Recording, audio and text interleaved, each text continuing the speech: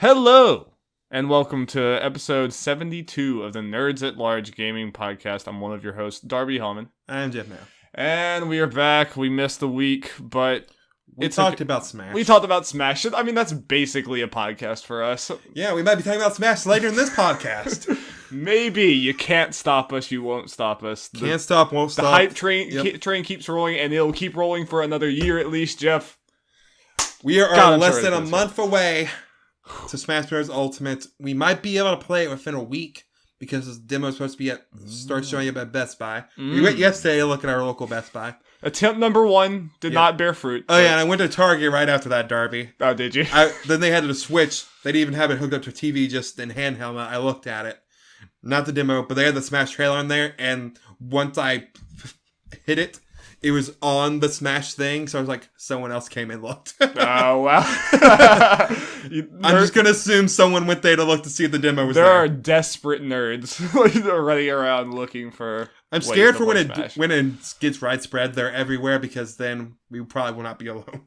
Yeah. I don't know. I hope we get one. I hope we get a demo in one of our local things so we can just go there someday. I mean, if they're like Best Buy says it's gonna be there, I don't know why they would be at just at Pacific Best Buys and other ones. I mean, I don't know. We will have to see. But Jeff, other than Smash, the video game thing that's been taking up the vast majority of my time and thinking and just mental space is Red Dead Redemption 2. I was gonna say The Quiet Man. The Quiet Man. Game of the year, The Quiet Man. Since the last time we recorded, when we just had like our first initial impressions of Red Dead, I've played a lot more. I'm in chapter 5 now, I think. Dang. Yes, I'm in chapter 5. They feel a lot further than me. Yeah, I've played a lot of this game, and I'm still I think I'm at 53% done with the story, and I've played an absurd amount. This is a very, very long. I gotta imagine there's gonna be a case of you finish the story and then you have 30% left or something. Probably. So that's all the side quest stuff. Yeah, this is gonna be something that, and there's obviously that's just the main story. There is so much to do in this game, and that's what, and partially why I'm taking my time. My total completion is also somewhere around 50% too. So I mean, I'm kind of I'm stopping and smelling the roses, which I think is the best way to play this game. And still, most of what I said before is very true. This game is legitimately unprecedented in its amount of detail. You could definitely, I could see people not vibing with this game story-wise, and I definitely have some problems with it in certain ways, but you can't deny just the detail and just, the absurd things in the world, and just how, you go into a town for, the 40th time, and then something completely different happens, and this entire, quest starts going on that just happened because you wandered into this town at the right time. It's ridiculous how that stuff goes, and I'm still just so enraptured with the story, with these characters. It's I don't know, just the voice acting and just this gang in general. Every one of these characters feels insanely real, and as it's going on, you kind of see this very sad story going on, this kind of inevitable their lifestyle is killing them and it's just going away. It's really cool. I'm really, really digging it, and this game's special. Yeah, this game's absolutely special. How much more have you played? I haven't even really talked to you. I'm not sure. I'm not sure how much you played since last time. Obviously not as much as you. I'm in chapter 3 somewhere. Okay. I know that much. Yeah. Yeah. Are you still enjoying just I know this was different for you. You haven't played a lot of these before, but I think me and you were both on the same page where I kind of I definitely understand this game isn't a twitchy, arcadey, just tightly controlled game or whatever, but I've never really had... I haven't had the problems that I've seen a lot of other people have. Yeah. Sometimes when I read this problem, really? It's... I mean, I understand maybe some people have a problem, but it being as widespread as it seems, how come everyone's having these problems? Yeah, and more specifically, just people with people talk about the button mapping and stuff, especially having the L2 be for I mean, yes, if you're have your gun equipped, you press L2, you obviously aim. If you don't have it equipped, that's how you interact with people and greet them and everything. But I mean, in my like 50 hours of playing or whatever, like there's been like twice that I accidentally brought a gun out at the wrong time, and both times nothing really much happened. It was just whoops. But like for the most part, I'm like, yeah, like if I'm walking into a like town or something, I don't have my gun out. It's just like when I want to fight, I have my gun out. When I want to talk, I don't have my gun out, and it's just like. That hasn't really been a problem for me, and like anytime I want to do something, for the most part, I've been able to do it. Yeah, we talked about it in text or whatever. I'd never had the problem with the gun, like pulling it out or accidentally shooting something or hitting something. Yeah. That has never happened to me or anything. And the only problem potentially with the controls, the whole L2 thing I found, is not necessarily with that, is sometimes when I'm trying to like loot bodies or select something, it could be a pain in the butt to. Like it's lock on or whatever, and to find like sometimes like searching through houses and stuff too. Yeah. It's just like no, I want to search the cabinet, not the body. And yeah, there was one time I was trying to sleep at a hotel or whatever. I could not get the bed to try to sleep.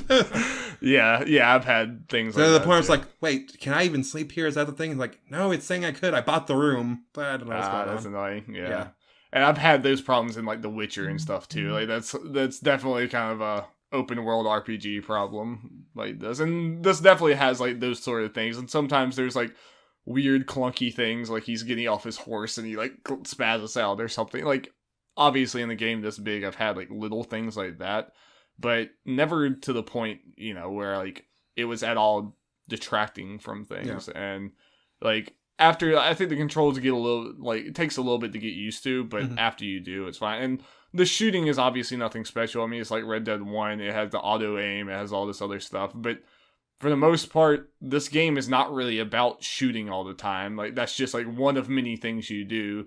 So for me, it's just the shooting is just kind of like part of moving the story along. It's not like, I don't think you can be someone that like, I'm really good at Red Dead combat. Like, that's not how it works. It's kind of just part of the story. It's like, you do it because it's like, it's climactic. You're having this epic shootout. It's not really about you being great at the best. Yeah, that's so no scores in this game unless there is. I know that's a shooting range thing you can and there's little challenges for each mission, but overall, I mean, we will be talking about this game so much more, and especially as it ends, but just I'm still just amazed that like this far into it I've played this much of it and I still am so enraptured in the story that it hasn't started to lose its charm for me.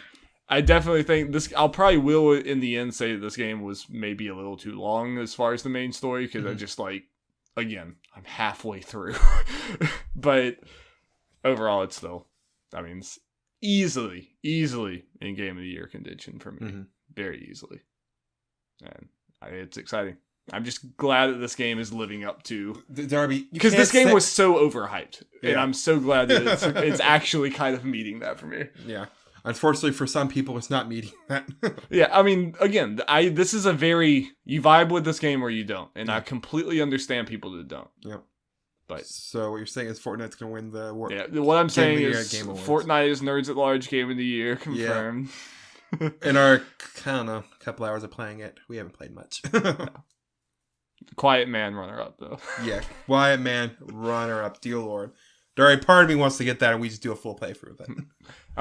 I played another game for like literally 10 minutes. I was like, I couldn't sleep one night and I was just on my Switch looking at the eShop and I saw that there was that Blaze Blue Cross Tag Battle had a demo. So I played that too. I downloaded it. That is a really pretty game. Like the art style is like actually like really beautiful. Like in that, I mean, I don't care at all about the characters. I'm not gonna like get the game or anything, but it's like, but art style wise, like Art System Works knows how to do it. Between Fighters and this, like those are pretty. Oh yeah, that's games. why people hyped about Fighters. But here's the good news, Darby. You got PlayStation now. I am planning on getting Games Pass for Thanksgiving or for Black Friday. I guess also people know for us out there. At least Best Buy apparently is going to have a $70 for a year for Game Pass, which saves $50 for a year. That's on Black Friday. Yeah, so I'm jumping on that. There are Blaze Blues games. I think other Arc System work fighting games in there. Okay. And I looked through the list. It's speaking of fighting games. I know there's a Tekken Tag Tournament 2 on there, which is fun. Yeah. And there's the first two Soul Calibers on Game Pass. Nice. So we'll have those to mess with. Yeah, especially Soul Calibur 2. Yeah. That's that one's. I wonder if they have Hiachi on that one. I know it's an Xbox one, so they'll probably have Spawn, but there's no rights issue that I know of that should have. Yeah, I don't know. Potentially. Yeah. I mean, yeah. But mechanically, I will say, just obviously I spent 10 minutes with it or whatever, but it reminds me of Fighters, but I think I would probably like the mechanics of this one a little better just because like it seemed like Fighters, but a little more simple. Like a little less like it wasn't as like chaotic everywhere or whatever. It was a little more of a normal fighter, but very similar. Yeah. So it seems like a cool game. I just don't really care. Yeah. Problem for that is all the like half the characters are DLC. Yeah, and that's also not the best. Yeah, not the best. Yeah, I'm sorry. I forgot about that. That was pretty much the only other game that I played. And I barely played that. So if you don't have any other games, I guess we can get into that news. Yeah. Rack your brain, Jeff. Anything? Nah, might have some new stuff next week. Planning on getting Undertale at some point. I might try that. I'm getting Tetris Effect today at some point in the mail. So we'll have that. Also, before we get into the news, stay tuned tomorrow because we are going to be streaming. Or wait, this is going out way after. Never mind. Look in the past, and you'll have seen our XO reactions. We're gonna react live to the XO Microsoft event, discuss it, and we're gonna have our discussions and everything. Which, again, so that will either be on this podcast feed or on YouTube or whatever. Either way, I want to get out front, like go watch that. So if anything crazy happens, I guess we actually do need to make a note of that. The reason why it's not in this podcast is because we're having our own discussion. So yeah. And I'm more excited for that now since I know I'm getting Game Pass and some probably be able to Game Pass announcements. And you have a little more stake. And even you, because you can just borrow my Xbox account to do Game Pass stuff. Yeah, and Game Pass is apparently coming to PC, so it might even be something I get down the line. But. Exactly. News jingle if you didn't do it already. Jingle, jingle, jangle. Okay, Dar, we got a fair amount of news. Some obviously bigger than others. But we're going to start with something that happened last Friday. BlizzCon happened, and they had their opening ceremony where they announced news. Yeah. And just so people know, we're not going to talk about everything. We're probably talking the grand scheme of things are announced very little because there's only so much Blizzard stuff me and Darby are into. Right. And we're not going to spout off a bunch of things that we don't understand about. Yeah. Here's the Storm and all you... Yeah, we know Overwatch, and we're going to talk about the Diablo stuff. Because we have a video game podcast, so you kind of have to this week, I think. Okay, so here we go. This first part of it comes from Jonathan Dornbush, my GM. Blizzard has announced that his newest hero being added to Overwatch is Ashe, who was heavily featured during the McCree animated short highlight at BlizzCon 2018. Oh yeah, good thing you watched that. Yeah. Right for us. Ashe can call upon Bob, her robotic fellow gang member, as part of her ult. Ashe is the leader of the Deadlock gang. Ashe is a damage character who can fire from the hip with her rifle or aim down the sights for higher damage. She carries with her dynamite and more, and she is currently playable on the PTR. Like the very obvious thing is there's no way it was a coincidence that this came out like right after Red Dead. Yeah. There's no way. Absolutely no way. Nope. They knew about this Red Dead thing for a while. They probably maybe pushed Ashe up a couple things. Yeah, they probably already had they knew what their like characters were gonna be, but they're like, let's do it. I said that they made that whole cinematic thing with Ashe in there, so that takes a lot more planning than just making a character, probably. Yeah, but we've known that. Yeah, whatever. Either way, I think she looks really cool. Yeah, and I'm kind of happy to have another DPS. That there's another maybe shot that I have because Soldier's the only. I'll give her a shot, but the only DPS I've felt like I've done anything substantial with is Sombra. Yeah, I like playing as Sombra, but I'm not good as Sombra. I'm not saying I'm particularly good, but she's the only one I feel like I at least help. Yes, exactly. Yeah, if I play as any of the other DPS, I'm just an active detriment on the team. But I mean, she looks kind of like a little more typical, but not in a bad way. I mean, like she just looks like a different type of I like the rifle. It's a different sort of feel for a gun. I feel like than some of the other ones. She looks like she has some cool mobility because you can shoot on the ground and you bounce up in the air, and then she has a giant robot that fights for her. Why isn't Bob playable? Yeah, come on, Kaplan. Oh yeah, something cool I saw. I don't know if that's gonna patch it off. I saw someone from the PTR footage. They were playing as Ashe in Push the Payload, and it was right before it was done. Before the goal. The Ashe summoned Bob. Bob ran to the payload and pushed it to the end. Oh, so he can actually put... Based on the little footage I saw, I didn't turn the volume on or anything, so it might have been someone I didn't see, but it looks like Bob can push payload. That's crazy, yeah. I don't know if it's it said Bob just ran forward and hit the payload and went a little bit, so... Nice. I don't know how exactly that worked, or that'd be patched. I love, Overwatch characters. I feel like every time there is, there's a new character, they do things that you never would, that you'd be like, holy crap, that changes everything. And like, it kind of changes the way you play everyone after a while, but it's never OP. Like, it's kind of, Overwatch is an insane balancing act because like they go places with the characters and they like Somber being like hacking like the health packs and going invisible and stuff like that. That's pretty crazy stuff. And like, it seems like that would be OP, but it's not. It's like, they're just very good at what they do. Yeah, some of it might be a little OP in the game, but they pass that stuff because, you know, they figure it out. Yeah, people they gotta figure it out it, pretty quickly. Which is, yeah. I don't hold that against them as something's a little wonky with the... No, and if it all gets figured out. Fix it. So, yeah. Also... Now, and that short was really cool. Oh yeah, the short was cool. Definitely and go they watch short. I forgot her name, the robot's name now. They pretty much said that's gonna be a playable Athena character. Or something. Like, I thought I saw someone said that's the name. It's actually something else. I can't remember what it is. But they pretty much said she's gonna be a playable character down the line, not the next one, but she's gonna be one. Yeah. But now, Darryl, let's get to the biggest news. Yes.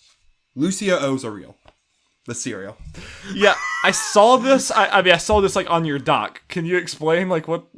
Lucio O's, man. Like they actually made the actual cereal. They teamed up with Kellogg and they made the actual cereal. Hell yeah! So are we gonna have a live taste test review of Lucio's on the podcast? I can just like right in the middle of the news, I'll just be like, "No, Jeff, we're not doing this next story. We're eating some Lucio's." Exactly.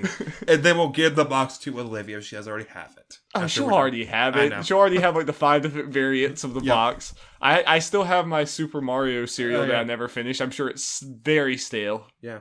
But Dari, you have your first amiibo right there in that box. I do, man. I need to log into Mario Odyssey and get them coins. Yep. Okay, let's move on to the actual big story. Yes. No, that was the big story. You're right. Biggest story of the whole podcast. Right? Yeah. We might as well stop. It's always downhill from here. But the next story I guess we'll talk about is from Ben and Tyrell from IGN. Blizzard has announced a new action RPG and Diablo game coming to mobile devices called Diablo Immortal. The massively multiplayer spin-off will allow a number of players to fight together with 6 familiar classes: Barbarian, Monk, Wizard, Crusader, Demon Hunter, and Necromancer.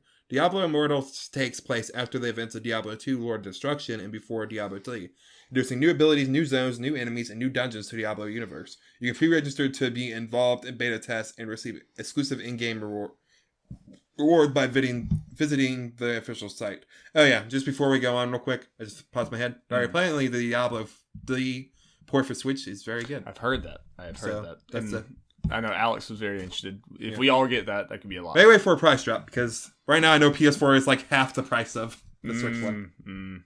Yeah.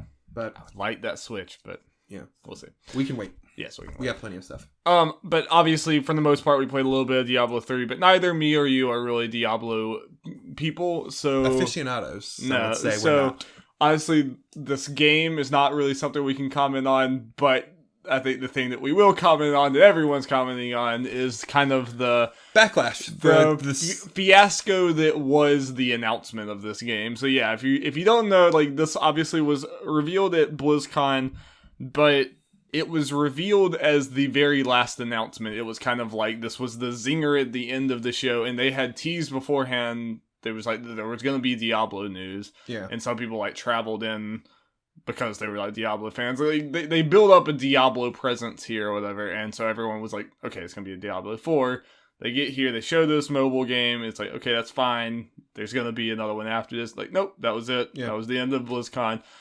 So, needless to say, fans were not happy with that. But didn't Blizzard announce a while ago that Diablo 4 was not going to be announced? I don't know if they directly... I'm pretty sure I may have even mentioned it on here. Maybe I didn't, but I do remember hearing or reading a while ago they directly said it was not going to be at BlizzCon. Well, I mean, there's even been rumors that like Jason Schreier was talking about that there was originally at some point a Diablo 4, like there was going to be like some little tease of a Diablo 4 thing. And then Blizzard said, yes, that video existed, but it wasn't going to be at BlizzCon. There's a bunch of different... Jason seemed like he kind of took it back, like, okay. Yeah, back and forth of different things like that. Either way, Diablo 4 does exist. It's just like they haven't officially said it, but like we know it exists. We 100% know it exists. Like Jason Schreier even said like on his podcast that he's like, I can 100% promise you it exists. It might get delayed or canceled, but it exists. I mean, I feel like Blizzard pretty much said themselves. But...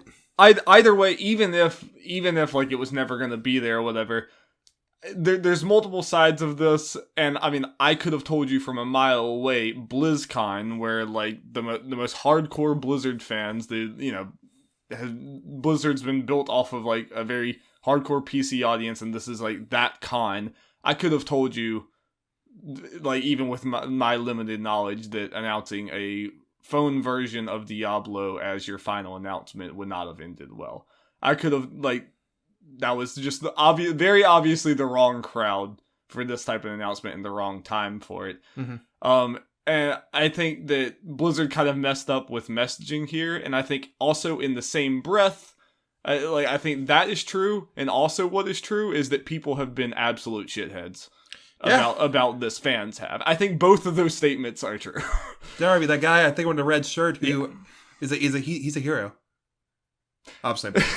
Yeah, that's of course the video the guy was talking about the out of season 8 April Fool's joke or whatever. Yes, like saying that to the face of a developer, like making this. They don't make those. He has nothing. Okay, that I don't know all the inner workings of. I didn't watch the Blizzcon thing. I just watched the kind of that scene in the Overwatch stuff because that's all I really care about.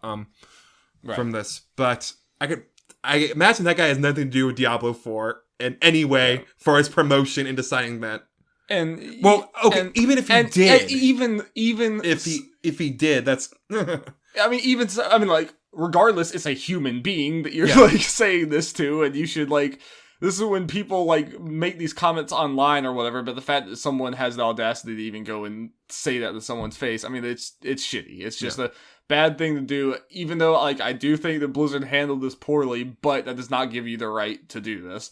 Just don't play the game. I mean, like, and it would be different. Like, obviously, they should have said something. They should have had something there about Diablo 4 probably to like lessen this, but even so, you don't have the right to act that way. But this has, and I'd be interested for you to like work with this, help me work through this, because this has made me think more about, like, I thought back to, I mean, because the obvious answer to this was like, oh, just say something about Diablo 4, even if you don't have much to say, just like Metroid Prime 4 / Elder Scrolls 6 it. Yeah, but I've also thought about, but in the same breath, I thought about to the way we reacted to Bethesda's conference when Bethesda had an Elder Scrolls mobile game and then ended with a JPEG of Elder Scrolls 6, and we were very down on that. We were very disappointed with that. So I don't know. I mean, like, it's at some point when you get down to semantics for press conferences or whatever, you can get down a rabbit hole of this. I think at some point, the way the conference makes you feel afterwards means something, regardless of the actual semantics of what happened. And I think the reason why I was so down in Bethesda is because everything else in Bethesda's conference wasn't that great, and that was what was being touted as like, oh, it saved the conference. It's like, I don't think a JPEG of a game can save a conference, but at least would have helped here. I don't know. I think, I get the general idea and kind of agree what I was saying, but I think what might be a difference is because, between potentially, I can't speak completely to Diablo 4 necessarily doing that because I'm not in that realm or didn't really watch it or anything as far as the rest of the conference goes, but comparing, let's say, the Bethesda stuff, and I'll just use Nintendo because they're kind of becoming kind of famous for that too. Mm-hmm.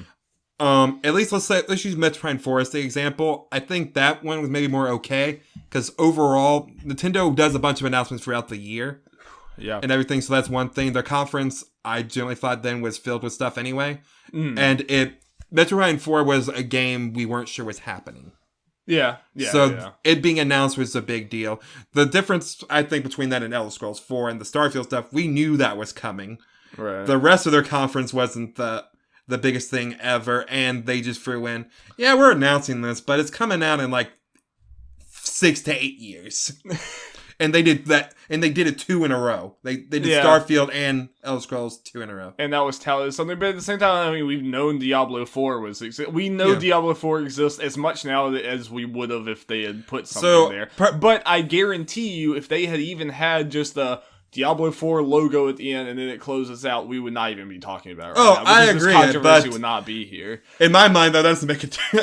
To me, that doesn't make it, but right. I agree with you to the public eye, that would have been. Yeah, and honestly, I even think if Diablo Immortal had been announced in the middle of the conference instead of the end, we still wouldn't be having this conversation. Okay. Like, the same exact announcements could have been made. And no, I'm going to play devil's advocate and kind of be on the, maybe defend Blizzard a little bit here. But again, this is part of me not knowing much of Blizzard's stuff, you know. Yeah, we were definitely outsiders. And I did not watch the whole conference. Yeah, we were very clear. Based on what I saw and based on what I heard beforehand, it sounded like there wasn't much stuff to be like a conference ender there anyway. Am I wrong? Because Diablo Immortal was like the only like new product announced. Am I wrong?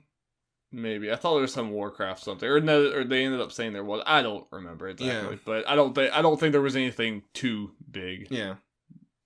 But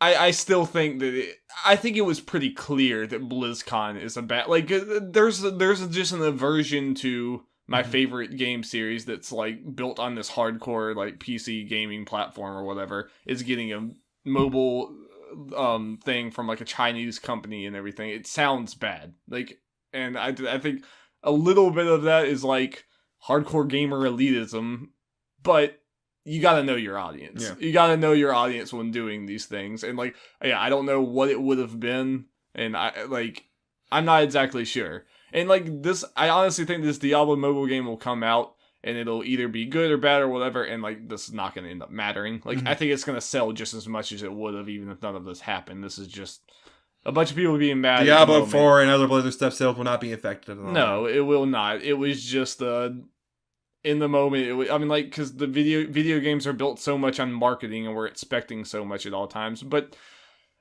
I don't know. Like I think it was. I think it could have been like the exact same announcements could have been made without the backlash if Blizzard had done things differently, but also in the same breath. Just calm down. It's not like Diablo Immortal is the only. It's not like it's replacing Diablo. Diablo 4 is happening. It's happening. They've said as much. There's no way this is gonna be, Yeah. But I mean, and even optically wise, there's the guy that's like, "What? You guys don't have phones?" That was bad. Yeah. I mean, obviously, it was just something he said in the moment, but that was bad. So poorly handled on many fronts, but everything's gonna be okay.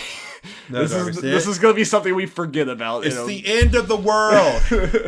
Speaking of the end of the world. This comes from Anna Bankhurst from IGN. Final Fantasy 15 director Hajime Tabata has resigned from Lunas Productions and the Square Enix Group as of October 31st, 2018. This news was delivered as part of a special Final Fantasy 15 presentation that also announced that 3 of the 4 upcoming DLC for Final Fantasy 15 are also being cancelled.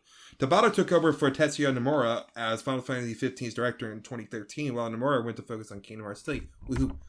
Prior to Final Fantasy 15, Tabata was also director of Crisis Core Final Fantasy 7 and Final Fantasy Type 0. Earlier this year, Hajime Tabata opened the Luminous Productions, a global studio within Square Enix, to work on AAA games and utilize innovative technology and creativity to change the future of gaming and entertainment. As for the DLC, it was announced that Episode Arania, Episode Lunafreya, and Episode Noctis, which were part of the Dawn of the Future DLC plan, have ceased production.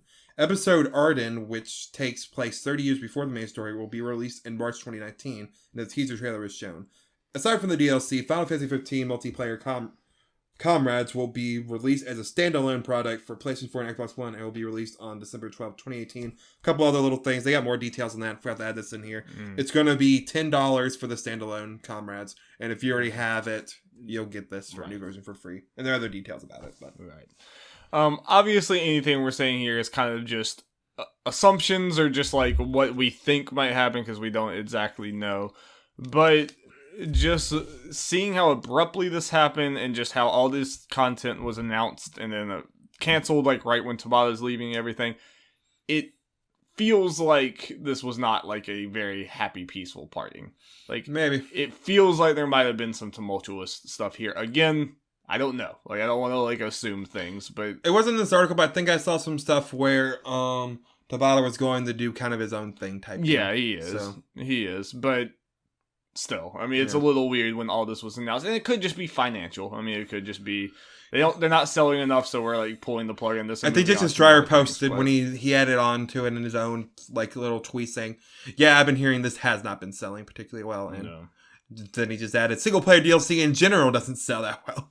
This is true. Which is why stuff like Uncharted: The Lost Legacy gets made, because they're more likely to sell as like a standalone game. Standalone, yeah. And even Xenoblade's done it now. Yeah. The Torah stuff. Which I really need to play. Apparently it's really good.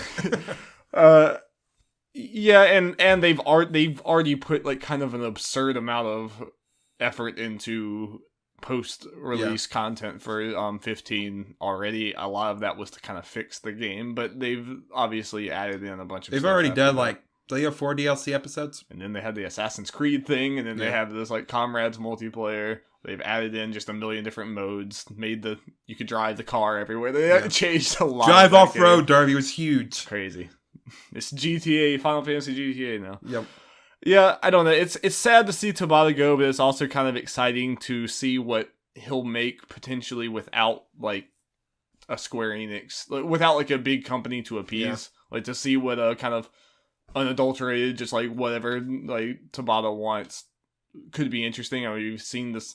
I mean, even on a much bigger scale with Kojima being able to go out and do what he wants, and it's exciting to kind of see that happen. I don't know what scale it would be and what exactly to expect. Is it still going to be like a JRPG-ish thing? I mean, that's kind of his jam, probably.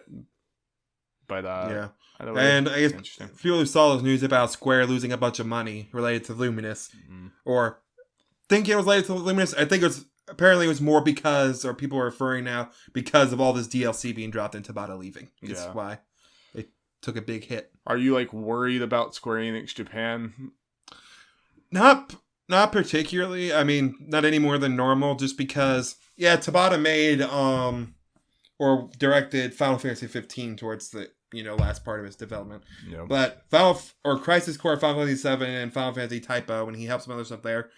I mean, not to be, nothing offense to the guy, these aren't exactly the biggest titles that Square's made. No, and they're pretty old, when did Type 0 come out? It came out this decade. Yeah, that is, I mean, the steering 15 into anything presentable was quite a feat, but yeah. I don't blame how, 15's trouble on this guy, especially since he came in 2 years before or 3 years or whatever it was before the game came out. He's the one that made it okay. Like, they kind of like steered it back into something good, But like you, I'm excited to see like what he, what he has to do. Because I think when I was looking up stuff about him, just looking over his game list, I think it's only like 47 or something like that. Especially for a lot of these guys. That's good. So. But I don't know, there's just a lot of weird things with Square Enix Japan, just with games kind of seeming like they're in production hell and then people leaving, and it's just like, I don't know. There's a bunch of weird stuff. Yeah.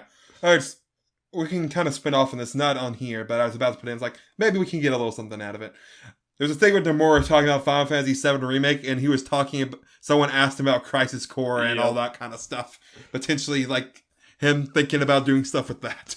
Let's just make a game. One game first before we even consider. Here's a translation, but part of it made it sound like he might put some Crisis Core stuff in there. Which I'm down for. I mean, like, I'm not necessarily against, like, at least, like, just tying some of it. I mean, because it does tie straight into 7. I'm, like, not against that.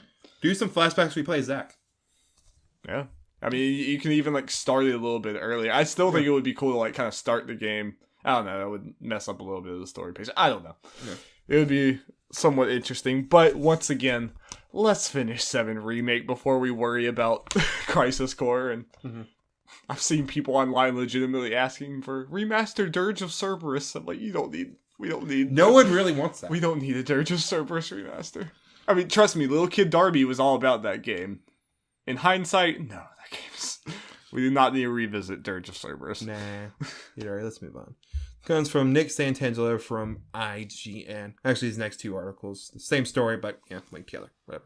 Following a tease, Undertale creator Toby Fox has unveiled Deltarune, a free follow-up to 2015's Undertale. As various Undertale fans have pointed out online, Deltarune is an anagram for Undertale, refers to the symbol on Undertale NPC Toriel's tunic. Okay, starting the other article. Last week, Undertale creator Toby Fox released his latest work, Deltarune, for free, and has now cleared up some of the questions fans have about what exactly Deltarune is. The top question on fans' mind is whether or not Deltarune is a Undertale sequel, but Fox doesn't want players to worry too much about that, saying he thinks doing so could actually hurt the experience for them. Quote, I will say that basically what you're seeing here is not the world of Undertale. Undertale world and ending are the same as however you left them. If everyone was happy in your ending, the people in the Undertale world will still be happy. End quote. Happiness reigns. Yep, or sadness. Or sadness reigns. Yep. Deltarune's world is wholly separate from Undertale's, and it's populated with different characters who have lived different lives. This means Fox is unsure how to label Deltarune other than as a game that could be played after completing Undertale. In any case, he won't release any more story info for the time being, other than the Deltarune will only have one ending, mostly because he has to figure out those details out himself as he creates the entire rest of the game. To that end, Fox has no idea when he'll release the rest of Deltarune, because of factors like Typo. Yeah, like a more complicated battle system and overworld than Undertale, having multiple main characters and more intricate graphics. It took Fox a few years to develop Deltarune's demo, which is chapter 1 of the project. By comparison, he spent only a few months making the entirety of Undertale, mostly by himself. And I added this to summarize the rest of what the article has to say. Fox said that he needs a team to complete this game in a timely manner, and that things may change before the full game is released. Just some basic stuff there. Cool way to drop this. I mean, it's just... people were thinking that this was a tease for Smash. Yeah. Because apparently they referenced Smash in the... Yeah, it did. I saw some of the screenshots and everything. Yeah. But I mean, it was cool to just like go on Twitter and just seeing people be like, "Oh, what's happening? Something's happening. Like, what is this?" It's just like everyone was trying to collectively figure out. And it's like the best case scenario from an outsider's perspective of what could have happened with these teases. Yeah. Like a free little demo / game thing. Yeah, it's one of those you might as well check it out, and I will obviously do so after I beat Undertale. Yes, and I talked about, like, especially since Undertale released on Switch recently, we want to play it. Yeah. I actually, because pre-ordering Smash and other things, I actually have enough credit to only get Undertale for like $6 or $7. I might as well do that and get the number and play Deltarune. Even at full price, it's only like, It's $15 for full price, so yeah, so it's nothing already, and yeah, it's on sale often anyway. I will say I'm sure it's been patched up by now, but did you see the issues people were having? Apparently, if you got apparently, at least at first, if you got Deltarune and then you deleted it, it would delete everything that you had in that folder. It would delete, like, if you had it like in your like game folder, it would delete all of your games. Luckily, I don't think I'd delete it. I'm pretty sure like they were working on the fix, and this was like days ago, so I'm sure it's fine now. But yikes! Yeah. So I guess make sure that it's okay before you download it. But I'll just go ahead and download it soon. Have that. Yep. So that'll be exciting, and we will probably talk about it at some point. At least. I definitely want to talk about it. We'll be like way behind the ball on it, but I want to talk about Undertale at some point. We both got to play it. Mm-hmm. And I feel like that would be a game Jacob likes. He might have already played it, but yeah. And who knows? We can make count Deltarune his own thing. Could end up on our end of year list. Who knows? If we feel if it's enough for which thing. This is just like a little this isn't the full thing, obviously. Yeah. So okay. Moving on. This comes from Colin Stevens from IGN. According to some prepared remarks from EA, it appears Respawn Entertainment will have multiple games released by holiday 2019, which may include Titanfall 3 and Star Wars Jedi Fallen Order. In these prepared remarks, EA revealed that there are new projects underway across multiple studios, including games from Respawn that are slated to launch by next holiday season. When Respawn was acquired by EA in 2017, both groups revealed that the studio was working on several projects, including an Oculus Rift VR game that was announced in 2017, a third Titanfall game, and a third-person Star Wars title that was revealed to be Star Wars Jedi Fallen Order at E3 2018. And for people wondering why maybe both, they specifically said games from Respawn. So it could be these games. It could maybe count the VR game. It could be an unannounced game. Could be. I'm happy for Titanfall 2 fans, just because if you would have asked me to predict will there be a Titanfall 3 and will there be a Titanfall 3 anytime soon, I would have said no, because Titanfall 2 financially. I mean, it was sent out to die. It was like it came out like That's right not EA's around fault. Battlefield and Call of Duty. Absolutely EA's fault, but I still wouldn't have expected. Especially, it just seemed like Respawn's moving on to the Star Wars thing. Titanfall's gonna be lost to time. So if this is true and everything, like that's awesome. That's great for them. For Titanfall, I'm not as surprised as you are. I could have seen it not coming back. I feel like Titanfall 2 was received very well, like critically. Oh yeah. So I can see EA being like, especially since EA has all that money, be like, okay, let's give this another shot. Let's give it one more chance. Do you think Titanfall 3, if it comes back with another really good story mode and does have a good like online multiplayer or whatever, like it looks like it's improving on 2, do you think it could be successful in a better time period? I think it could. Yeah. I think it has a chance. Though, depending if people or if, it doesn't have a Battle Royale mode. Oh, God. I hope we don't get to that point. Or maybe I will have a Battle Royale mode. Battle Royale over mechs, Darby. Could be cool. Could be cool. I mean, I don't want to sound like I'm like, Battle Royale. I'm about, like, every game has to have it. It kind of sucks. Like, but, yeah, Darby, we're at a point where every game has a multiplayer for some dang reason, or had to have both single player and multiplayer for some reason. Yeah. And they're like, doesn't have Battle Royale? Channeling my Bosman there. Yep. And he's loot. More loot.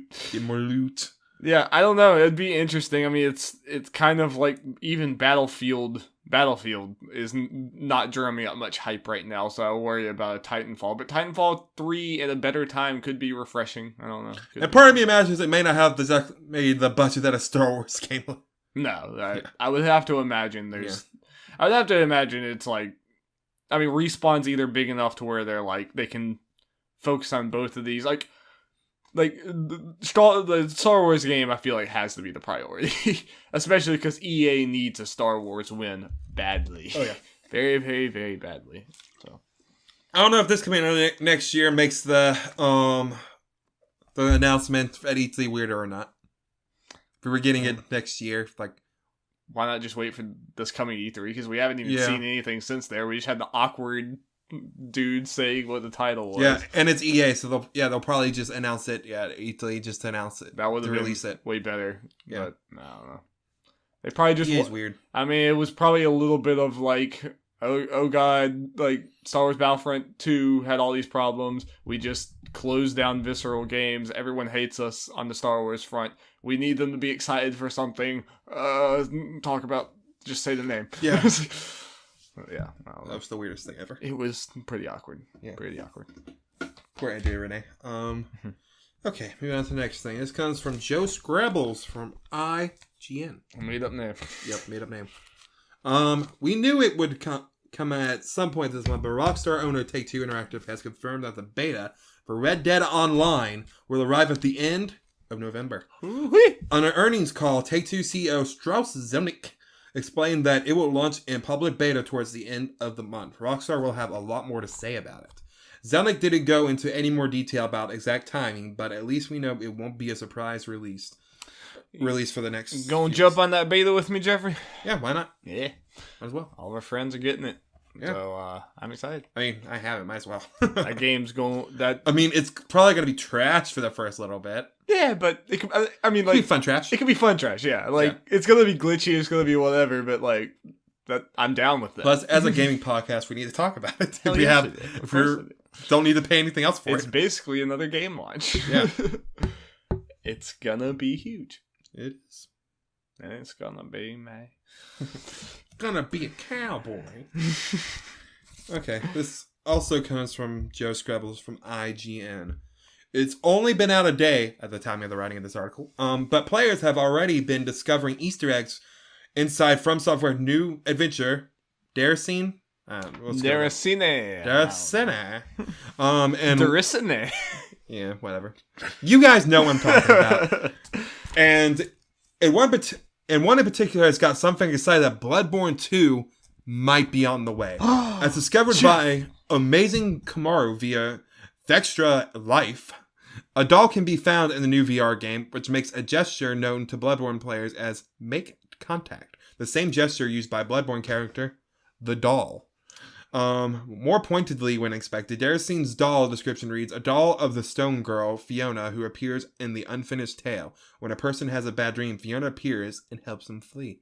The reference to an unfinished tale is what's got some fans talking. If this is a Bloodborne reference, then it implies Hidetaka Miyazaki, who directed both games, might see more of his Lovecraftian creation in the future. Users on Resetera have pointed out other references, including a book using the Bloodborne logo font and another doll mentioning an unfinished tale alongside Bad Dreams. Bloodborne 2 confirmed, Jeff. Yep.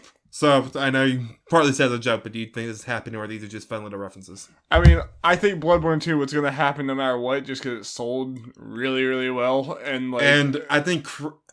I might be wrong. I think critically it's one of the best received, if not the best received for a Soulsborne lot of people. games. Like, obviously, the Souls games can be divisive of, like, versus that. But yeah, I feel like Bloodborne is the one that people talk about, like, no one has any complaints about, other than it's not for me. That's the worst I normally hear. Again, with the Souls community, there are people who don't like Bloodborne, but for the most part, like comparatively, Bloodborne is the one that like mainstream. Like there are a lot of people that was their first. Sony has no reason to say no since they own it. And I think just because they're doing Sekiro right now, I think Bloodborne 2 could come out 7 years after Bloodborne and still be fine. I don't think it's actually going to be that long because I think Sekiro's out like not long from now. Like I think it's happening. I think it's going to happen soon or whatever. And I mean, just because it wasn't the next game on the docket doesn't mean that they're forgetting about it. Yeah, it's too financially good of a decision. And like I do think like they know that it's being made, so like this easily could have been a cheeky little hint to. Yeah, I think what might add credence to this, other than being a little fun little reference, or it may not, I don't know, it's the way I look at it, is the fact these are both PlayStation exclusive games. So so they definitely have the right to do, there's like no, if Sony's not going to be like, no, don't do that. If this was a little thing, they were just doing fun little hints in like Sekiro or something, I'd be like, that'd kind of maybe poor taste is too strong to tease like Xbox people with a game they're not going to get. It could mean more in a Sony exclusive. Exactly. They're choosing to do I think this happened. I don't know when it'd be announced because I feel like it's maybe too late in the PS4's life cycle unless it's a really quick release. I feel like it would be a PS5 game at this point. I mean, like especially just Sekiro could not have been easy to make. I mean, it looks like a very full game. I think that's where all the effort's been going, and then obviously some embarrassing it, but I think that's where most of the effort's been going. So like I wouldn't expect it. Like, I don't think maybe they've started on it, but I don't think they've like. I don't think it's like deep into development or anything. Like, I think we are probably 2 years out or something from Bloodborne. They seem to make these games decently fast, but I do think we're probably 2 years out. Man, Sony has a lot of potential great launch titles that are sequels. PS5, not even counting like what. I mean, I don't want to like say it too much and then like have to eat our words, but PS5 and Xbox whatever has the chance to be like one of the first like truly great launch like years. Usually the launch year is not. I mean, obviously the Switch launch year was absurd, but it has a chance to have like an actual really good launch because. Oh, yeah. I mean, and Last of Us is going to be immediately ported there. Death Stranding, if it's not only on there, I mean, and those games are questionable. They might launch on both. Like, they easily could be cross-platform. Yeah. We'll just have to see. I mean, again, it's not even considering for PlayStation any new IPs they might come up with. Horizon might be ready by then. Like, Horizon 2 might be ready by then. I mean, like the timing seems about right to me. Especially if you go on the later end of what we're expecting for PS5. Yeah. Everyone is thinking like it could be anywhere from some people saying 2019. No, I don't think so. And then other people saying 2020 or 2021. Xbox currently, I can see 2019. PlayStation has no reason to. Nah, they just keep on selling. Yeah. I say 2020 sounds right to me. Maybe even 2021. Okay, next thing. Okay. This comes from Gabe Gurin from IGN. It appears that PlayerUnknown's Battlegrounds will be coming to PS4 after a year in Xbox One console exclusivity if the PS4 game database is any indication. A user on PSN Profiles forum spotted that information about PUBG was present on Sony's servers, including a content ID code for the North American and European versions, as well as images. Nyko Partners analyst Daniel Ahmad corroborated the rumors on the forum, etc., adding that it would be out in December. If Microsoft's console exclusivity deal had been for a year, this timing makes sense, as PUBG was introduced to the Xbox One preview program in December 2017, and something happened right after I printed this stuff out. Breaking news! Dude. That's why it's not on there, but on my sheet. Yes. Our release date was listed on Amazon for December 8th. What does that mean, Jeff? Probably Game Awards Shadow Drop. I think it's more than probably. I think it's almost definite. It is almost 100%. I would be shocked if it was that day and not announced at the Game Awards. That would be kind of insane. Yeah, it's happening. Mm-hmm. Mark it on your calendars. Yep. It's happening. Which is also interesting that this happens right when you sent me a thing saying I can now get PUBG free on my Xbox. Which I got, but which is good. I went ahead and just got that. But I wonder if that's Xbox like knowing this is coming and they're like, let's get ahead of this. Right when I downloaded it, I thought it's like I could see them doing this so more people. Because they got you now, Jeff. Yeah. They got you in.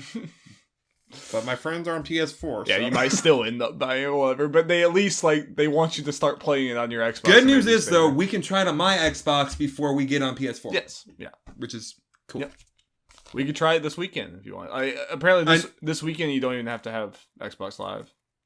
I think it ends on Sunday, but this weekend I'm almost certain this weekend, this weekend, you can play. This means nothing to the people, but maybe since we're getting this done, we could do it now. We could go do it today, after this podcast. Oh yeah. Maybe we could play it after the Xbox conference. Yeah, we could stream it. We could stream that. There you go. Okay, there we go. All right. Plans that these people will already know if it happened.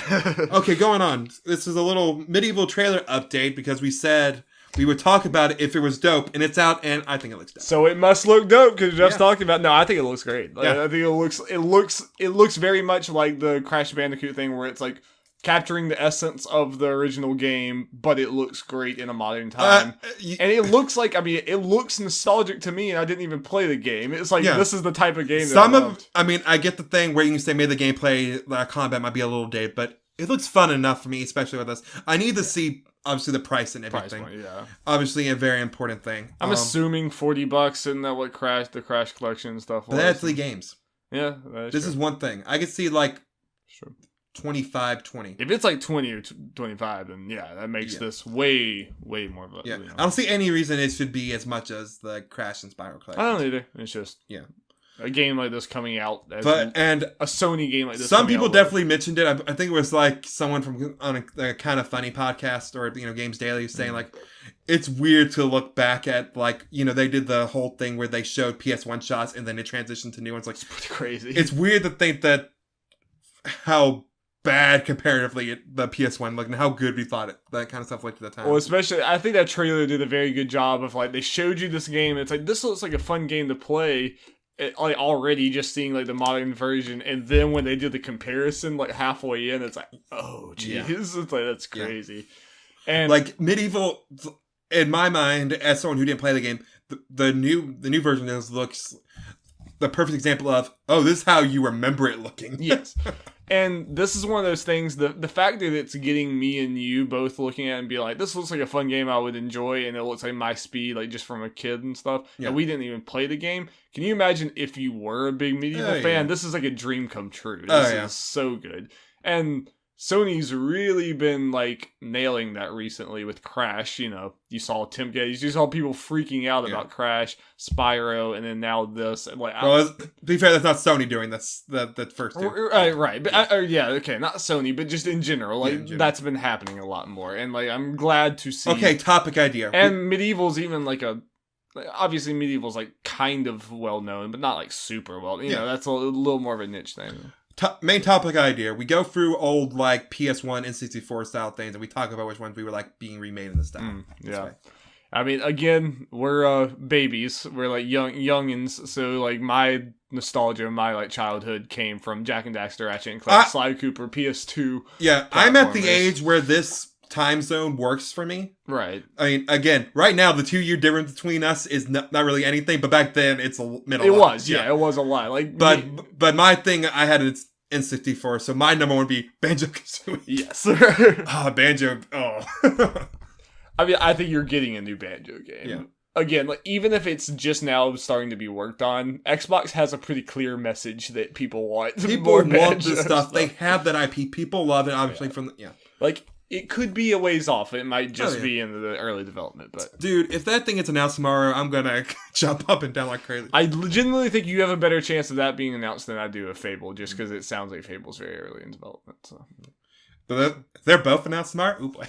Then that's going to be an interesting stream. Yeah. Okay. Okay, this is just a couple release date things for games that me and Darby are interested in. Yeah. Gris?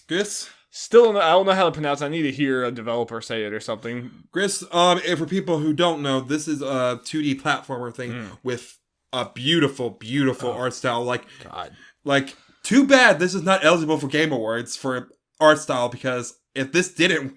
If this doesn't win next year, I'm going to call it shenanigans. Go look at it's GRIS. Yeah. It's this, like, watercolor, like, look to it. I mean, like, it's watercolor with, like, it looks like hand-drawn stuff. It's just, it's breathtaking. It's coming out December 13th for Switch and PC, and I think me and Darby both on the page, we're probably just going to head and get this. I just want to immediately get this. Plus, I saw stuff that, like, there's no really combat, there's no really dying, so it's like, oh, this could be a very jolly, relaxing and a very artsy, like, Journey-esque thing, but, like, this looks more like my speed than even Journey, because I just love that the 2D platform and like puzzle thing.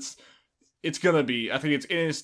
I can't imagine it's gonna be that long. I think it's just gonna be a really awesome experience. Yes, I'm so stoked for it. They definitely have to unsell me. I can't imagine me not wanting to get this game. Yeah, and another game I can't imagine not wanting to play. Beat Saber for PSVR is announced to come out on November 20th. So we got about a week.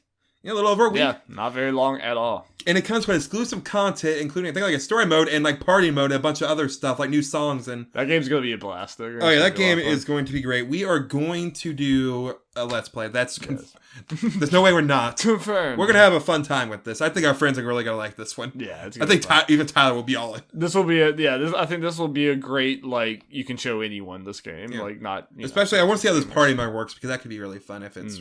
Yeah. It's gonna be good. Yep. Okay, Darby. Let's see. Yeah, we're getting closer to the end. Darby, we got a big sales time. And Tetris Effect is out now. I mean, it's not a new date, but it's out. So. And it's in the mail. Another on game the way to my that we'll house. probably do some Let's Play or something for. Oh yeah. Though I might want to get a little practice in, so I don't make a complete fool of myself. I'll make a fool of myself no matter what. Yeah. No, I'm excited. I enjoy some Tetris. This will just add a little something else for me to want to play it more. Yes. Okay. Yep, Darby. We're getting the sales time. First thing. We're actually going to have an article for the first one. This comes from Colin Stevens from IGN. Rockstar Games has officially shipped 17 million copies of Red Dead Redemption 2 since its release on October 26. Revealed in a financial report for Rockstar's parent company, Take-Two Interactive, this number represents the sold-in copies of Red Dead Redemption 2, meaning they've been purchased by retailers, but not necessarily sold to consumers. The report also touts the game's stellar critical reception and its status of achieving the biggest opening weekend in entertainment history, earning now 725 million. Over 725 million during its first 3 days on the market. Take-Two also revealed that Red Dead Redemption 2 sold in more units in its first 8 days than the original game did in its first 8 years. The only game to surpass this milestone so quickly remains Rockstar's benchmark release, Grand Theft Auto 5, which officially sold over 95 million copies as of May 2018. I think they just announced recently it sold over 100 million. I might be wrong on that. I mean, that's May 2018. Yeah, so I have to imagine. Almost certainly yes. Or it's going to do very soon. This success, mixed with its already successful second quarter, has caused Take-Two to raise its financial outlook for fiscal 2019. Hot damn, Jeff. Yes. I mean, we've had a lot of conjecture back and forth, and I still think there are definitely people that, like, we're still, there are takes that even after this news, I think we're overreacting of how much Red Dead would sell, but I have to admit, this is insanely more than I thought it would be. Yeah, I agree, because again, like I said, they had already sold more than, at least the stores than Red Dead 1. Like, that's crazy. Yeah. That is insane. I mean, so obviously not all Red of it. Dead's not a small game. Like, it sold like 14 million or something. That's not bad, but 17 million in 8 days. Oh yeah. This game's gonna keep on selling, especially if Red Dead Online is a hit. We haven't even hit like the holiday season. Like, we're not even really that far into November or anything yet. It's like no, and this game is going to, as you buy PS4s, you're gonna keep buying this game. Some it's gotta re-release on PS5 and Xbox. 100%. No, like it's not. Don't get me wrong. It's not going to beat GTA 5 at all. But what game? But I mean, it's gonna be in that top.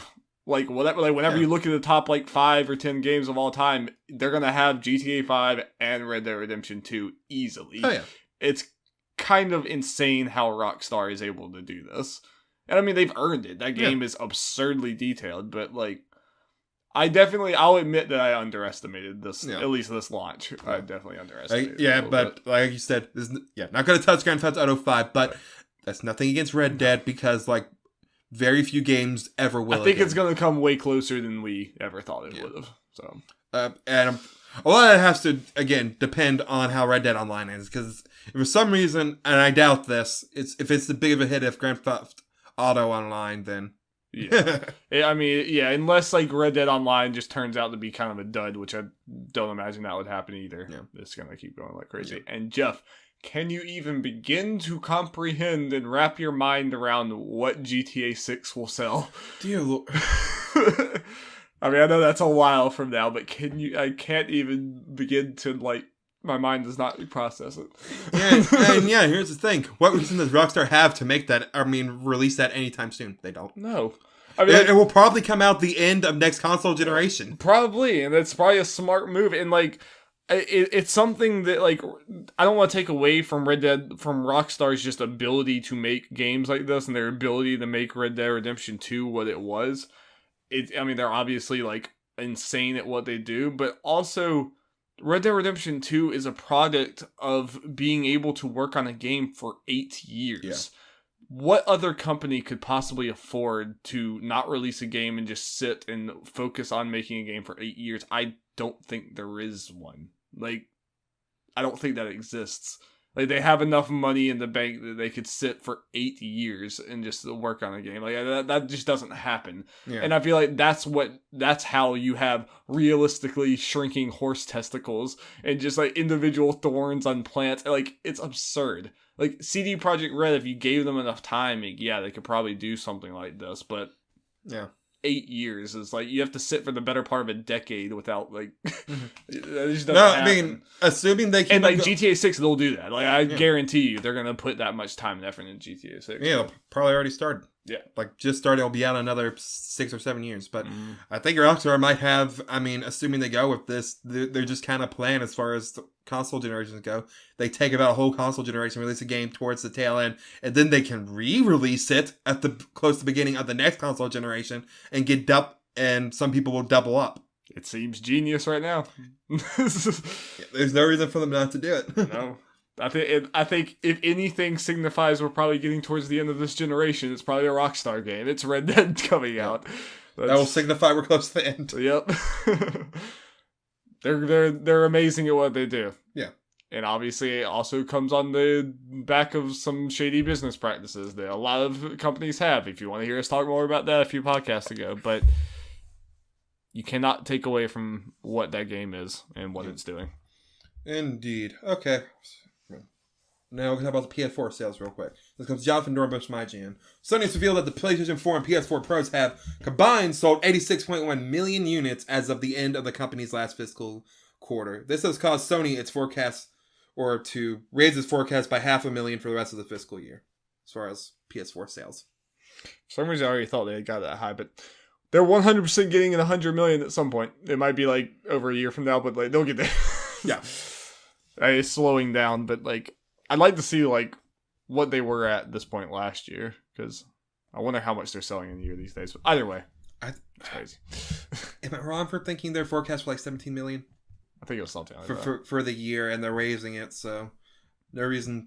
And so and especially since holiday has not happened yet with that Spider-Man bundle. Black Friday's about to. Oh god, $200 Spider-Man bundle.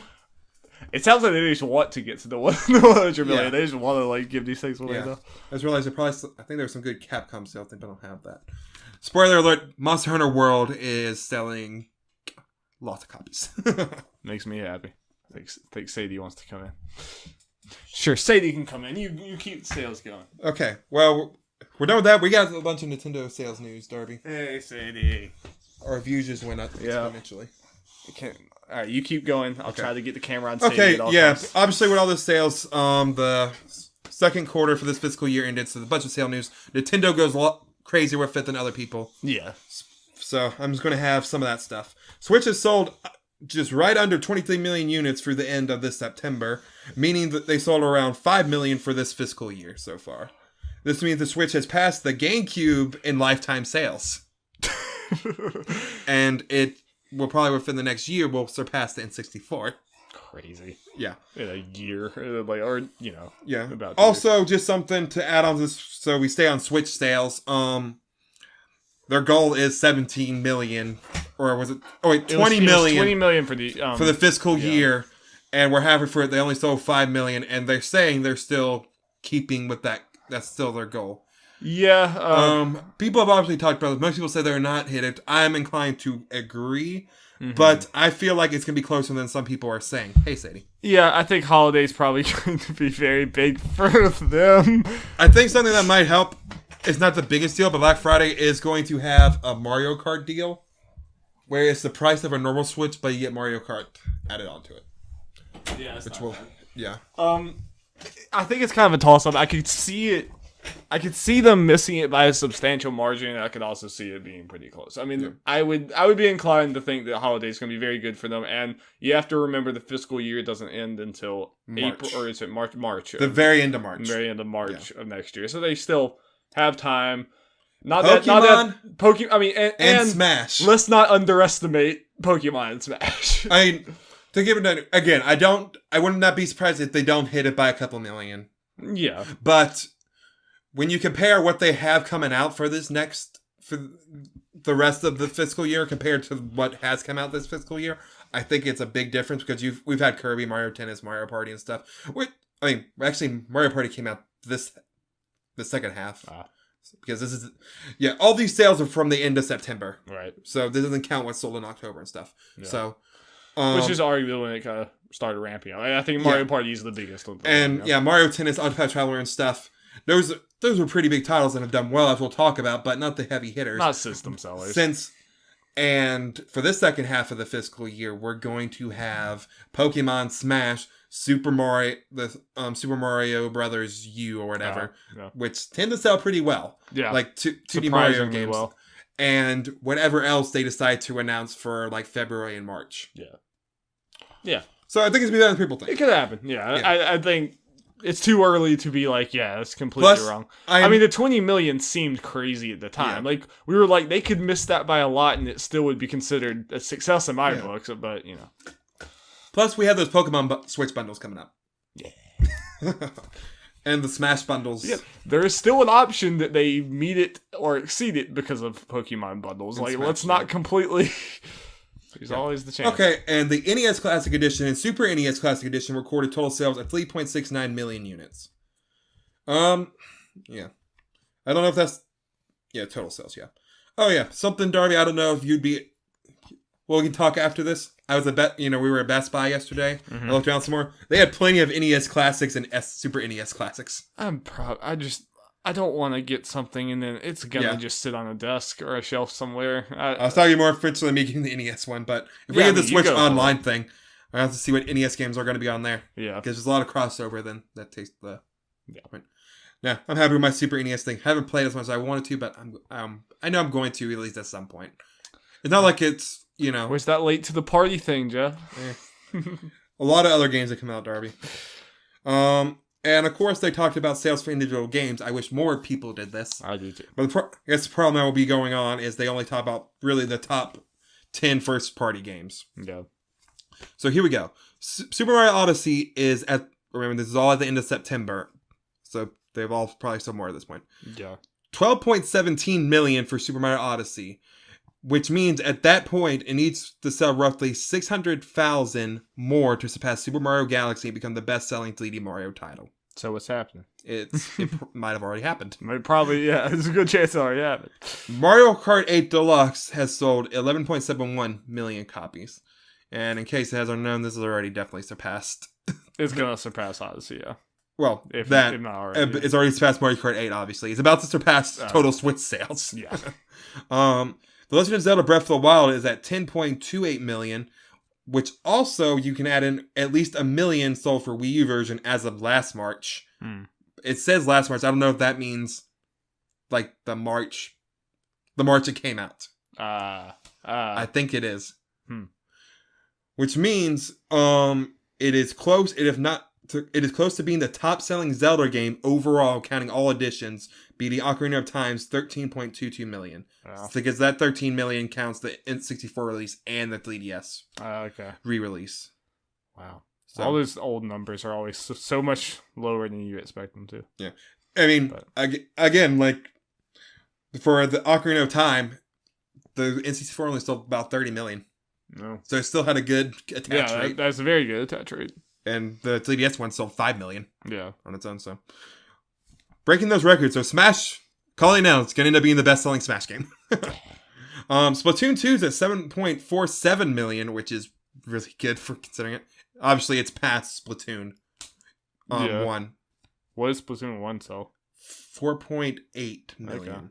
Okay. Which is really good attach rate for considering what the Wii U sold. Yeah, especially since Splatoon 2 is not quite as big here. Yes. A lot of that is Japan. I think every single citizen in Japan is required to purchase Splatoon 2. That and Dragon Quest. 1-2 Switch is at 2.62 million. I don't know who's buying that game. Or who in the world bought that game. And is still buying it. A new entry to the top 10. Mario Tennis Ace is at 2.16 million. That's what I'm talking about. Let's go! Yep.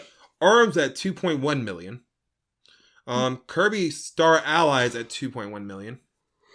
And Donkey Kong Country Chocolate Freeze at 1.67 million, which might have it beating the original version. That was a pretty fast 1.67 million. Yeah. It hadn't been... I mean, I guess it was in like July, but whatever. That came out in like May? Did it? Oh, okay. I think it was May. And rounding out the top 10, Xenoblade Chronicles 2, 1.53 million. Not that big of a bump since last time, but still the best-selling Xeno game. And this was a couple of other additional sales figures or whatever. Super Mario Party has already sold 1.5 million copies.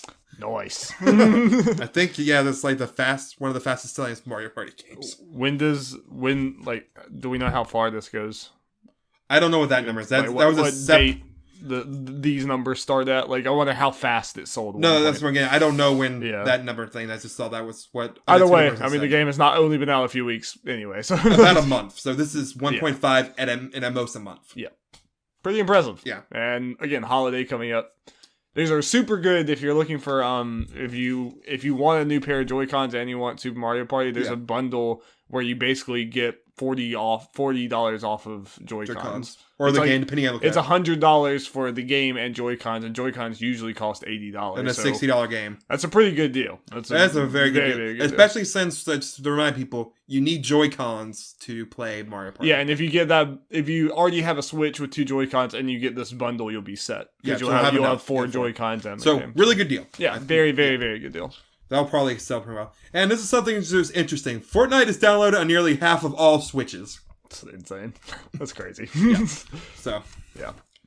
Fortnite doing really well, of course. All right, Jeffrey. Let's get into this main topic. We're already running a little bit long for just getting to the main topic. So what are we doing, Jeff? Okay, as people know, the Super Smash Bros. Ultimate Final Direct was last week. If you want to see our reactions, go on YouTube, the Nerds at Large YouTube channel. And to hear our discussion about it afterwards. How we feel about it generally overall. And in that direct, they announced the final roster and announced DLC and our first DLC character, which being Piranha Plant. And announced a Fighters Pass thing where you get 5 additional fighters. Piranha Plant is not part of that. So we're getting 6 overall. 1's already announced. 5 more to go. Right. And they will all be out by February 2020. Yes, so we got a long way to go. Yeah. So what Darby and I are going to do, I got a list of characters here from Nintendo and some third parties. We're going to talk about who we think might make it. Yeah. Potentially, we'll talk about that. And if we feel like it, may pick who we think might the 5 be off this list or anywhere. Yeah, we'll try to. Yeah, this is obviously not a set in stone of what we think. We're just going to kind of just have a little fun. Brainstorm what's possible. So. But Sakurai has some tweets, or mainly one tweet recently, that thrown a curveball and has changed the way how I personally think DLC may go and people in general. Yes. So let's read those tweet. This is from Sakurai from Twitter. Super Smash Bros. Ultimate DLC lineup is now complete. This time, the selection was made entirely by Nintendo. I decide if we can create a fighter based on their selection, then come up with a plan. So based on that, I have reason to understand.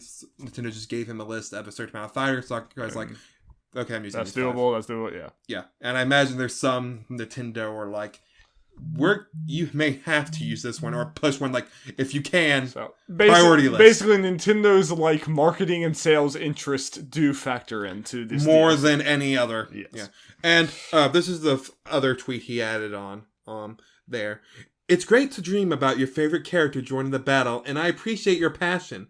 But please try to stay on topic when replying to tweets and refrain from flooding us and other users with requests. Fun fact: the first tweet was made, like a lot of Sakurai's tweet, in Japanese and English. This second tweet, only in English. I wonder what that could mean. I can't. There were people, I'm sure you saw it in the tweet that he made about the Japanese voice actor for Incineroar and Professor Oak or whatever. I didn't read comments. People were commenting that and like shouting about characters they wanted and stuff like to the comments of that tweet. I'm like, good freaking lord. Yeah, so this community can be kind of shitty sometimes, but not all of us are that bad, so... Again, no, I mentioned this to you before. That guy's also the old Joseph Joestars, you know? Yeah. The oh my god guy. Yeah. That makes me want to play Incineroar more now, knowing that it's his voice. Yeah, it's really cool. I'm glad. Sure, Alex will appreciate that. Wow. But let's get to the characters. I kind of have them in kind of different categories. Let's start out with to kind of talk about it. Mm-hmm. We'll start with this. Recent characters. Characters that came out on Switch games recently that... okay. Yeah. Kind of leading up to this announcement, we were sure we're going to be DLC characters, but maybe we don't feel as strongly about them now. Right. Let's discuss it. Right. Rex and Pyra from Xenoblade Chronicles 2, or any other Xenoblade character? Potentially? I still feel like if there's going to be a Xenoblade character, I feel like it has to be Rex and Pyra. Or at least just a Xenoblade 2 character, and I think it would be Rex. I agree, but the people have been talking since Rex and Pyra, since the Mii costume you have with Rex and Pyra, which is kind of making people hesitate about them being DLC. Yeah. I mean, like, what do you take from that? Because, like, in the trailer, there was some weird wording, and obviously some of it is, like, the weird translation and stuff. But, like, I mean, he said, like, they brought up the Rex and Pyra Mii costume or whatever, and he said something about that Xenoblade 2 came out too late to be considered in the base roster. But some people taking that... Did he say in the base roster, or did he just say in the game? Because, like, I wonder, are they too late for even DLC? Like, do we need to be making the cutoff date for DLC that? No. Okay. No. I mean, like... That's... You only assume that is if it was just announcement... Yeah. Then this cutoff would be really far back. He potentially said their announcement was too close. So, I mean, do you think he would come out there and say that in a direct and then turn around and having it in a DLC character? I mean, do you think they would have wanted to be that obvious about it? It's a weird thing. It's hard to take away from it. For people who may not know, just with the Fighters Pass, if you get it, you get Rex as a Mii costume. Yeah. And since that's coming with DLC, when you buy the Fire Pass, people are understandably hesitant. It's like, would they actually have kind of Rex in a way twice? But one way to potentially look at it, he didn't say the Rex costume was exclusive to the pass. To the pass. And there's already another Xenoblade 2 character who isn't a main character, Nia, for people who would know these characters' names, as a costume. And there are Xenoblade spirits and music and stuff in there. And for the music, he didn't really technically say it's coming with the Rex costume. It's that it's in the game. So he was pretty much saying, Xenoblade 2 fans, we know you want Rex in the game. We're just going to let you know it was too late to put in the base roster, but here's Xenoblade 2 stuff. Yeah. I'm thinking this might be more of a hold-off potentially for Rex being DLC. Okay. I feel like that would be weird if it was cut off too early for him to be DLC, because that makes no sense. Yeah, it would be strange. It would be really strange. I mean, I just didn't know, like, my initial reaction, if you go back and look at our thing, was I was like, okay, Jeff, it's happening. I was like, Jeff, don't even like stress. It's like he's in the game. And strangely enough, I didn't realize how much I wanted Rex or Xenoblade until I saw that. I was like, until you thought it might not happen. Yeah. Yeah. So, but because of the costume, people who are thinking this might confirm Rex thinking it's gonna be what's Elma from Xenoblade Chronicles X. I'm gonna go with no, and part of the reason people are saying it might happen because there's no Xenoblade X stuff in the game. I take that as mean Xenoblade Chronicles X is not important enough for them to really care. I mean, that's, again, I'm definitely an outsider to this. I mean, like, Jeff's opinion means way more than me, but just from the outside, Chronicles 2 is the one that I'm the most aware of. It's the one that I see, like, it's the hot shit right now, and it's the one that's on the Switch. It's the one that you can go and buy on their current platform right now. They just released pretty much it's the top selling one. It's been Xeno game. It's been the top selling one for like over a year now or something. Yeah. I mean, like, I think that's gonna be the one, and I think like if you get Xenoblade at all, like I would be really surprised if they went back to X instead of this. Okay. Do you think if he is in there, how do you think they handle the weapons and with the different people? Do you think they have different, like, do you think, again, I don't know how Xenoblade works, but do you think they, in his moveset, Pyra is part of it, like, do you think they'd pull different, like, people into his moveset? Yes, like, what they could do, because, besides Pyra and Mifra, there are 2 other blades that he gets for story reasons, beyond the gacha stuff. Yeah. So what they could do, because generally Pyra and Mifra's moves are pretty much all the same, except for some of the special moves, which those are, I feel like, more likely to be Final Smash type stuff anyway. Right. So what they could do is have maybe Pyra and Mifra as like palette swaps, like half of them are Pyra, half Mifra, and then they have the other 2 blades as stance changes, like a la Pokemon Trainer. Weird. Interesting. That'd be a lot because that's 3 different movesets potential. Yeah, like, but it might be easier because the base model will be the same because it's still Rex. So, I mean, with that, are you picturing, like, so you're picturing it just being, like, you play as Rex, or do you play as Pyra and you play as... because in Xenoblade Chronicles 2, this changes in the DLC. Yeah. You just play as Rex and you switch the weapons. Okay. So I'm picturing, and I don't think this would happen if Rex is in. This is kind of dream scenario. Yeah. You press down B and like Pokemon Trainer, you just change the weapon. You change what blade is equipped to Rex. It could be cool. I mean, they definitely with Shulk, they went all in with Shulk as far as like he's not. They easily could have just had Shulk as he swings his swords. Here's a few little references. He's a sword guy, but instead they went with the Monado arts, and you can like do all these. You can pull up the menu and do all this different stuff or whatever. So, I mean, I could see them going. In a way, if Rex is in it and they do something kind of akin to this or do a little more, Rex might benefit from being a DLC character and not a... And it seems like they show a lot of love to Xenoblade now and stuff. So, especially... Sakurai loves Xenoblade. I really do think these DLC characters are going to be a lot of time spent on them. I think they made the 2020 thing like for a reason. I think they're like, we're going to... Every one of these is going to be, you know, like, so, I mean, I can see it. I have hope. Yeah. Okay, moving on. Another recent character things that people have been talking about, but feel like it's less likely to happen, is an ARMS character. Because Springman is an assist trophy. Yep. And it would be kind of...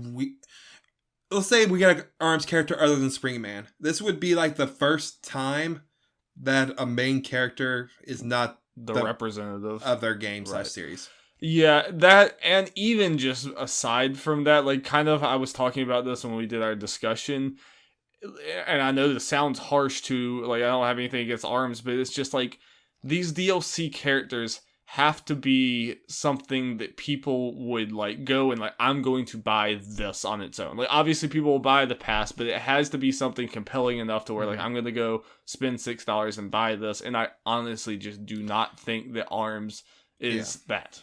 I feel like if there is an ARMS character, I think it'll be the least bought DLC character. And I just think, again, we're talking about Nintendo wanting it. I mean, like, I am a little surprised they didn't want to put ARMS character in there just to build up ARMS in general. But if it's not Springman, then, like, I know Twin Tail's the most popular one. But that'd be so weird if you have from a representative of a game called ARMS and she uses her hair. It'd be strange. It'd be really strange. That's just And, like, I get that that's, like, the hype one. That's the one that people like the most. But especially this coming from Nintendo. If Nintendo was going to, like, make an ARMS character be a thing, it would have been Springman. And I am biased in this. Like, let's say comparing Xenoblade and ARMS. ARMS sold more. Like, 500,000 more. But I feel like there are people that are more passionate for Xenoblade than I've ever seen people for ARMS. More passionate for the characters in the game in general. Yeah. ARMS is more like a thing people buy. It's like, oh, it's like a cool, goofy, fighting game, and that does come into play in Smash. I mean, Duck Hunt's a character. Yeah. I mean, like, it's not always like whatever sold the most, whatever's the most popular thing. I mean, Piranha Plant is a freaking character. I mean, like, there's no one pining for Piranha Plant. They go for like kind of the random, like, you know, we're gonna do our thing. Like, they don't do everything to what you're expecting and what you're asking for. Sometimes they're like, just trust us, we know what we're doing, and we're gonna, you know, we know that this character is gonna be good. So yeah, I don't think that necessarily matters, and I think them showing Ribbon Girl and Spring Man as assist trophies was kind of a way of saying. Yeah. Oh, by the way, besides one exception to this, I'm kind of keeping assist trophies out. That were already confirmed. With one exception, I think could potentially happen, as much as I don't want it. We'll get to that later. Okay, well, let's move. Yeah. Costumes, I don't think I have any on here, but I'm less inclined to believe that's a deconfirmation. Yeah. Obviously, since I'm saying Rex. Yeah. I agree with that. Now, here's an interesting debate one. Characters from upcoming games. Like, coming out within 2018, but will technically be out by the time this DLC is... Some of this DLC is coming out, which means these characters could be out by, like, be the last character or two. But let's go down the list. Pokemon Gen 8 character. I think it absolutely is happening, especially... I feel like it's a very good chance. When you see the 5 characters ending in 2020, one of those last 2... Sakurai's already seen the Pokemon. Yeah, it's going to line up. I think it's going to be a Greninja situation where, like, he's working with a character that they just kind of, like... This is the model, this is kind of his moves or whatever. You haven't really played the game, but this is generally what this character is. Yeah. I would... Plus, Pokemon sells. Oh, I mean, that's like... I know it's a little boring to have, like, yet another Pokemon rep or whatever, but, like, again, this is... We need to factor in Nintendo is making these decisions. Yeah. I would be shocked. See, these... For characters for this section, or at least this one and the next one I'm going to say, Nintendo factor in makes me think they're more likely to happen. Yeah. I would legitimately be really surprised. Depending on how the Pokemon design is, I'm generally be okay with Pokemon. I mean, because there's always, like, Pokemon has some of the best potential for cool movesets just because they're, like, monsters are different. Then you have people like Greninja and Incineroar where you can just pretty much elemental ninja / elemental wrestler. Yeah. I mean, like, I would hope they go for, like, a grass type or something interesting like that. You know, like, yeah. Or maybe not even a starter. Yeah. But it probably will be starter. They're one the same. I agree. Yeah. I'm trying to think. I think Jigglypuff, Mewtwo, Lucario, and Pichu are the only non-starters that are even kind of Pokemon trainer. Okay, move on. Fire Emblem Three Houses character. Nintendo picking this makes me think this is more likely. Yeah. Sakurai has said with Corrin, when that was happening in an interview afterwards, like, he felt at that point, too many Fire Emblem characters. He announced Chrom already, but that was an Echo character, so I kind of give him a pass on that. This one's a little more of a toss-up for me, just because of how much there has been and everything, and just because, well... I don't know. What helps? In a way, it seems like Nintendo has chilled out a little bit with Fire Emblem, but also at the same time... They haven't, because they released that remake game earlier this year. They're still releasing these games at a kind of crazy clip. I agree. And they're going to want to sell Three Houses, especially, the first Fire Emblem. Especially since if it comes out in the spring, that's plenty of time for people to get to know the characters. And let's say the Three Houses character is like the next to last character. Yeah. Again, Sakurai's already probably... And, like... I'm biased that I absolutely love Fire Emblem, and I fully do think that there are too many Fire Emblem characters, and I would rather see other things. Also, in the same breath, could be cool. I like Fire Emblem. It has to be someone who doesn't have a sword. It has to be. It has to be. I mean, we have 7 characters, and they all have swords. I think people would be a lot more... at least a little more chill with Fire Emblem things if at least it was more representative of Fire Emblem as a whole. And it's not like it's not like Fire Emblem lacks variety in the games. No. They just lack variety in representation in Smash. Yeah. No, I would be mad if it's a sword. Like, it needs to be a drastically different. Like, just all magic user, or like a big axe user, or like horse and lance or something. Like, it needs to be something, or an archer, very different. Or archer, yeah. There are plenty of things they can do. Okay. So we both say, like, decent chance. There's also a chance, maybe not, but decent chance. So we've just like racked up 3 of them that we think are like definitely happening. Yeah. But obviously Nintendo will do some stuff we're not completely sure about. Yes. Or, well, let's not say definitely happen. All these, I'm like, they have a good chance of happening, but for reasons, they may not happen. Now, these next 2, or the next 2 we have from upcoming games, I'm less, things coming. Metroid Prime 4 character. Silex? I don't think so. Yeah, probably not. I just don't. We got 2 Metroid reps. I think that's enough for Metroid. If we had 8 characters coming up, sure. But with 5... But it depends how hard maybe Nintendo wants to go for the upcoming game things. Yes. I agree with you, but you never know. But I still personally think we're holding on for like at least 1 and maybe 2 third-party characters. I agree. Yeah. Star Fox character. I just threw that down there because we think Grand Prix is happening. I don't even know what it'd be. Slippy. No. Yeah. Okay. Yeah, moving on. done. Mario character. We just have a character. No. Okay. I see what you have, and no, it's not happening. Remember, I mentioned I'm trying to keep away from assist trophies, but I made one exception considering things that I think Nintendo could potentially, but I hope not, might try to change things for Waluigi. It's not happening. It's not happening.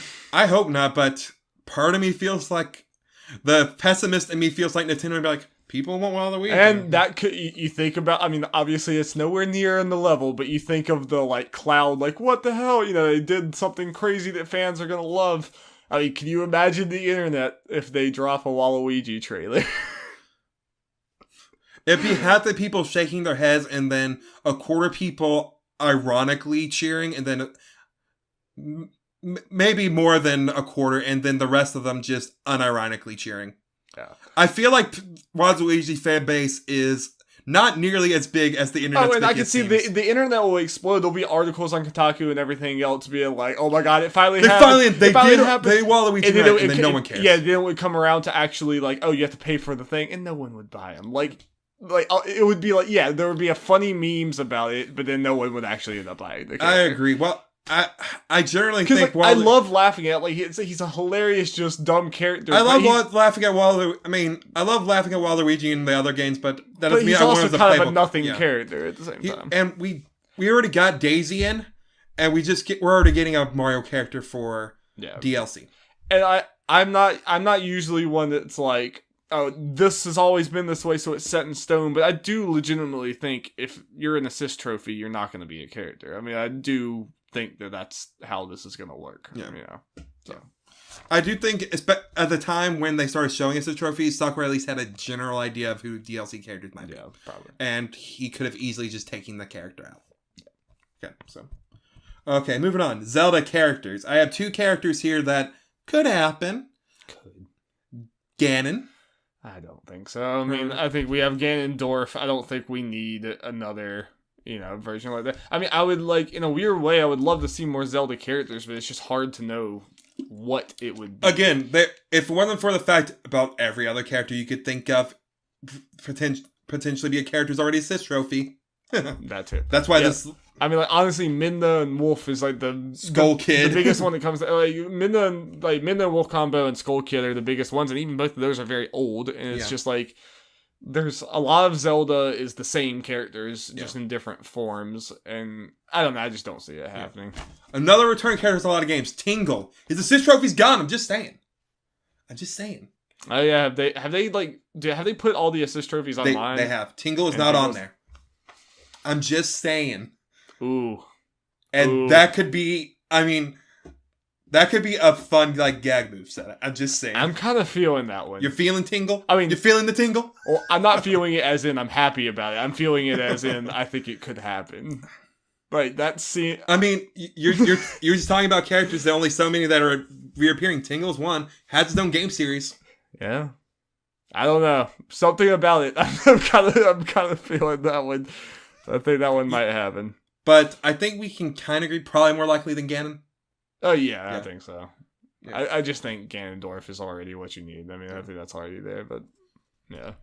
Ganon, if they did do the big blue pig Ganon, he'll have a trident and he could be more magic based. Yeah. That could be a fun moveset. Okay. No, I'm not saying it wouldn't be fun. It's just, Moving on. Donkey Kong series. Dixie Kong. Now, I know what you're probably thinking. We figured she'd probably be like an Echo. For D. And they confirmed no Echoes. But does that include characters like Isabelle? Yeah. Yeah. Where it's like slightly... Where they're based off a character but have different moves. But not completely an Echo. Yeah, I could see that. Yeah. Especially if we do have some new announcement for a Donkey Kong game this year. Yeah. That could go along with it. Part of me on the... Like, I think it could happen, but part of me kind of like maybe not, because maybe they wouldn't want to put someone who's not like completely new in as DLC. And we're just going to come down to this a lot of times where it's like there's only 5 spots. Yeah. At some point, there's going to be some selective stuff going on here. Yeah. And obviously, I think like some of these, we've said multiple ones where it's like this has a good chance. Or this has a very high chance. Honestly, they're probably only going to do 1, maybe 2 of all of these that we're saying are like they have to be, because they're going to want to save some of these for surprises. Yeah. They're going to want to have... My gut's telling me from what we said so far, Rex and Pyro are very likely, and then Pokemon and/or Fire Emblem. Yeah. At least one of those, I feel. I think Pokemon over Fire Emblem for sure, but we'll see. If there's a choice between those two, Pokemon definitely, just from moveset variety and how big the franchise is. But DixieCon, I definitely think, has a better chance than some of these, for sure. This next one. This is you. This one, after some turn of events, I feel like has a lot better chance. Bandana Waddle Dee from the Kirby series. Now, I know what you're thinking. It's just a Waddle Dee with bandana, but we just got Piranha Plant. Yeah, but do we get Piranha Plant and Banana Waddle Dee? And again, I'll go back to the same thing. It has to be something that people would buy. People would spend $6 for.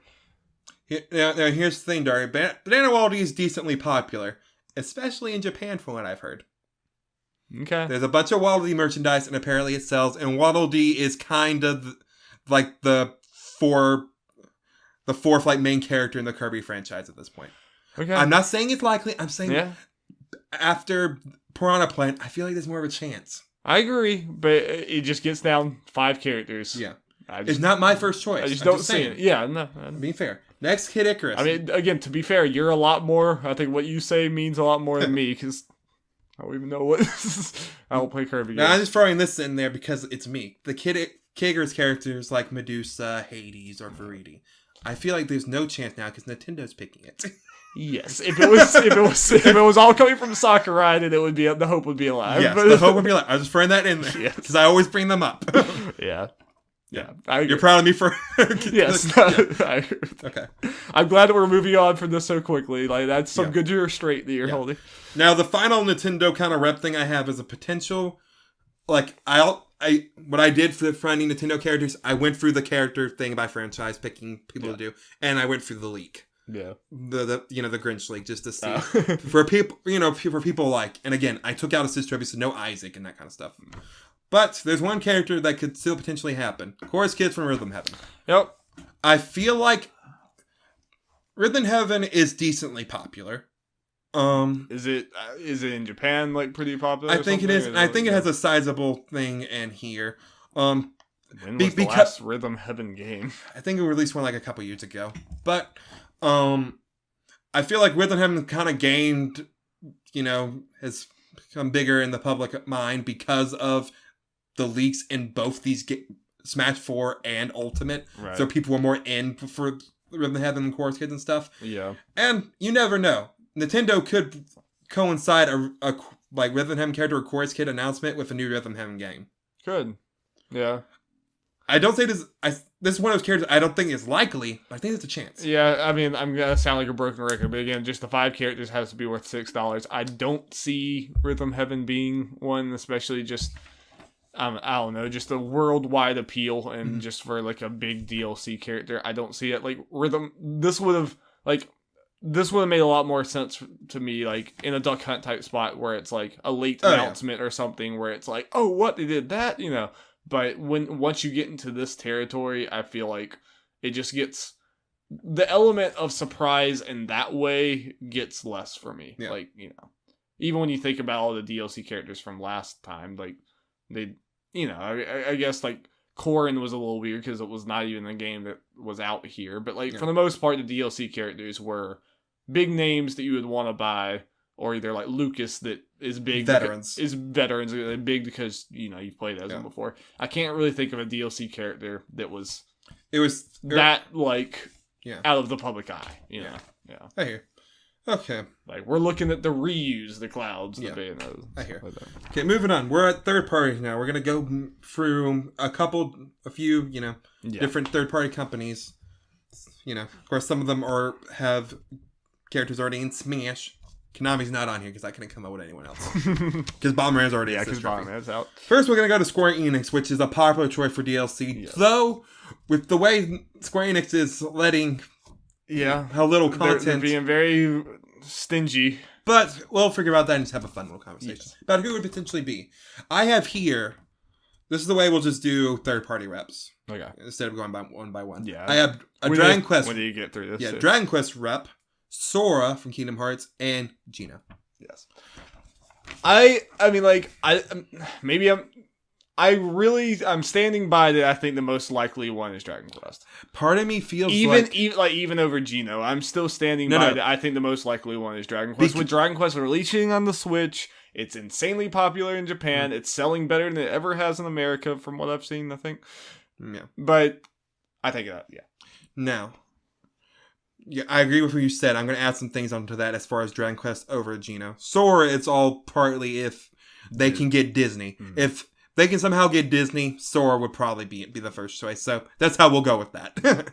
But for Dragon Quest v Gino, the fact that Nintendo's picking the characters makes me feel Dragon Quest over Gino. What reason would they have? What reason do they have to promote Gino over what you said, one of the biggest franchises in Japan? Yeah. And releasing on their platform. And honestly... Slime is more iconic than Gino.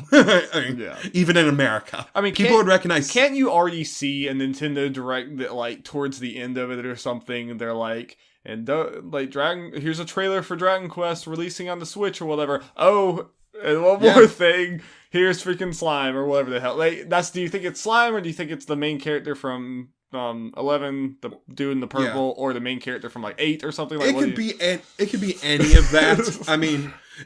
The heroes obviously make more sense, but slimes are obviously iconic. Yes. And as I mentioned before, and there's plenty of stuff on the internet, you can make a moveset out of slime. Yeah. Especially, he made his thing out of... Piranha Plant. Piranha Plant made me think slime is more likely too. You can do it. You can do it. Oh, and you think how big that would be for Japan? I think on Dragon Quest stage, that would be hype. That would be so Unfortunately, awesome. Music would be a thing. But yeah, music wouldn't be the best, but... Yeah, but... And Gino... Like we said before, you gotta sell this character, and Gino is named a lot in the Smash circles, but do normal people give a shit? Again, Gino is, like I would consider the Duck Hunt Stratosphere, where it was like, if it was gonna happen, it would have happened base game, kind of like, hey, look, we're doing this as a cool like nod to everyone, but DLC time. I think Gino's time is kind of closed. Yeah. I know people are going to hate this. Gino just feels like a lame thing if you're going to get a character from Square. I feel Dragon Quest coming. I don't want to like overhype, but I feel like that. I feel like that's coming. Okay, moving on. Capcom, who have been very generous with this stuff. Yeah. I got a Monster Hunter, or a Resident Evil character. I feel like either of those could potentially happen. I'm leaning towards Monster Hunter if they were one. Especially since Rathalos is in the game. Rathalos is already in the game. Monster Hunter was already Marvel with Capcom, so they're obviously okay with that being in fighting games. And with the mindset of this is DLC, so this is them just making the decision recently. Monster Hunter is as big of that as ever. Like a Monster Hunter character would actually make a splash in the West now, and not just Japan. That decision would have had to be made sometime this year, probably like as the year was going on, because no one knew how big World was going to be. So, I mean, that decision had to be made somewhat a little bit late, but, like, still. I mean, it still could have... still absolutely could happen. I get to the 5 characters and stuff. Like, I would lean towards... No, just because of so limited spots. And, like, I maybe have a feeling that they were, like... There's no obvious choice for Monster Hunter. You would have to kind of choose a generic hero and stuff like that. Oh, they do that. And they did that with Fire Emblem and did different things. But they did it with Wii Fit Trainer and Villager. This is true. This is true. So they could, they could easily do the half male, half female variants. I could see Rathalos ending up being the only Monster Hunter thing, and they think that was good enough because Monster Hunter, because Rathalos is the most iconic thing. I could see that. Okay. But I could also see. Can you grab me a pen real quick? I just realized something I could be doing. Yes. Yeah. And I guess we're thinking Resident Evil probably has little chance because we think Monster Hunter would be the first Capcom rep. I think so. Okay. I'm just gonna make a markup for what characters we think we've said likely. Or it might have a Resident Evil will be very interesting, and very different for this game. Like for Smash, obviously a little more serious character and guns and stuff. But I think Monster Hunter is more likely. Yeah. Okay, I put Bandai Namco. I just put characters here that could happen. I don't feel that confident in any of these. I put a Tails character. Could happen. It would be the best case scenario. Yeah. Cosmos from Xenosaga. It's just because it has a connection with Monolith Soft and Xenoblade and stuff. For many of the reasons we said for other characters, yeah. And a Tekken character, potentially. Because that's like one of the biggest, if not the biggest, Bandai Namco thing that could potentially have a character. Yeah. It is funny that Bandai Namco is working on this and we have Street Fighter and not Tekken, but I mean, like, yeah. Yeah. But at the same time, because Street Fighter's in, Tekken doesn't feel as unique as it would be. Yeah, I agree. I don't see any of these. I don't either. Really. But I figured I'd bring them up. Man. Because I feel like, again, they have a shot, just probably not a good one. Yeah. But imagine that Yuri trailer. It's probably going to be Lloyd Darby, if it's anyone. Yuri trailer. I'd be fine with it. Okay, next thing. Sega/Atlas. I put them together because, honestly, this is Atlas. I couldn't think of any other Sega character. I put Joker from Persona 5. Again, we've talked about this before. Tie it up with an announcement Persona 5 Crimson or whatever you want to call it for the Switch. Be awesome. Yeah. Or Jack Frost just because it's the kind of the mascot for Super Mario Tensei / Persona. Yes, I think they need to do Joker if they're going to do it. Or just personally, I want Joker instead of... And you can tie in different personas and stuff. Yeah. Like I think that would be the better way to go for me. What do you think about this? This is an interesting one. I can't really pin down exactly. I feel like it has a chance, especially if Persona 5 does come. And again, especially if Nintendo is making these choices. It's another one like... Dragon Quest, and maybe even more so Persona now, where it's finally gotten to the point where it's straddling, it's popular in Japan and America. It's always been popular in Japan, but both of those franchises are finally getting their stride in America. So this is the perfect time to do that, because Smash, even though a lot of decisions are made for Japan, obviously a big part of Nintendo's financial, Nintendo in general is an American. A big part of Smash is an American audience. I think it's the perfect time for a Joker. I agree. A Persona rep. And that's a big deal. If you want one of these DLCs, I mean, you already got that with Dragon Quest. But if you add Dragon Quest and Persona into this mix, that's crazy. Yeah. I just thought something there. A lot of people were saying we kind of want / likely are all JRPG reps. It's will they go overboard with that? Then I remember I saw a picture of the DLC from last one, and almost all those characters were JRPG characters. Man, we have Cloud himself in there, so. Okay, so I'll put Joker as kind of, I'm thinking, could happen. Ubisoft reps. I feel like this... Ubisoft in general has a chance. Rabbids obviously, and they had Rayman as a trophy. Yeah, Ubisoft has been so much up. I feel like it would be Rabbids. I feel like that's the only thing that it could be. Character potential. I had Rayman, Rabbids, and I put in an assassin. Yeah, I just don't see it. I think it's Rabbids or nothing, but I might be wrong. I would rather Rayman. I mean, Rayman is what I would want the most, but I think I feel like it was likely to be Rapid Peach. I think Rabbid Peach is a skin. You go through them. I could see it. You cycle through the different Mario Rabbid, Luigi Rabbid, Peach Rabbid. I could see that. You just cycle through those, and it's a big tie-in to that because they're definitely making a sequel to that, and better. I think that has a decent possibility. It's again with these 5 characters, but I think that has a decent possibility. I put Bethesda there because it would be sweet. I mean, it would be cool. What you have down here, Dovahkiin from Skyrim. It would be that would be one of the most surprising announcements. That would be on the level of just no one's wait, what? This is one of those. I guess it's one of those things. Unfortunately, I do not know how Bethesda games generally do in Japan. Which I know Japan's not be all for as far as what characters think, but obviously they got to have at least some, thinking about both the West and the East, at least somewhat. But between their, the relationship that Nintendo and Bethesda has built, especially since it's Nintendo picking up a list, I could see that potentially happening. I could too. Yeah.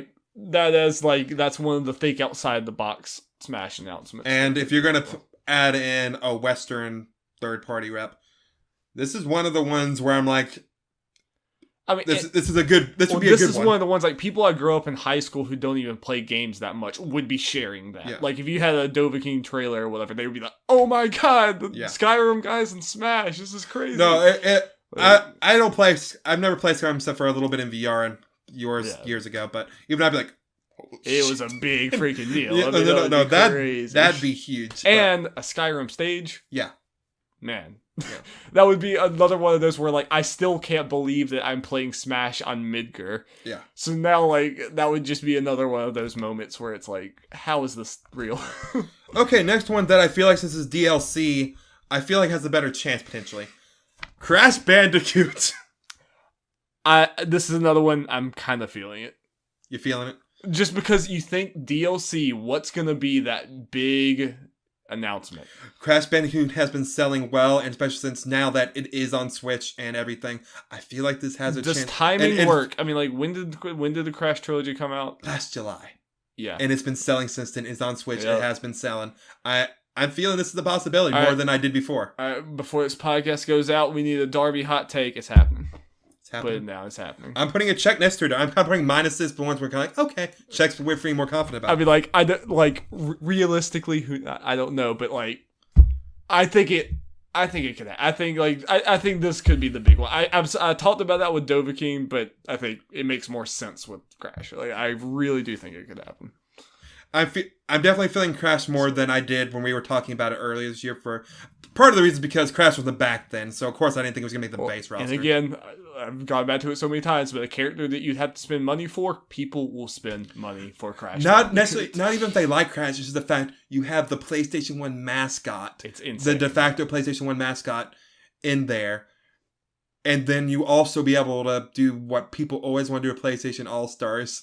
Man, and have Castlevania, Cloud, Snake, and Crash all fighting each other. Put it down. It's happening. It's happening. During the more time, I'm more like, I feel... I wouldn't be surprised the moment of that would I wouldn't be surprised if it didn't happen, insanity, but I feel a little more positive about this compared to other third parties. I do too. Yeah. And I think it makes a splash as a DLC character. Honestly, maybe other than a potential Square rep, the only reason I don't feel the most confident in Square is because they're Square.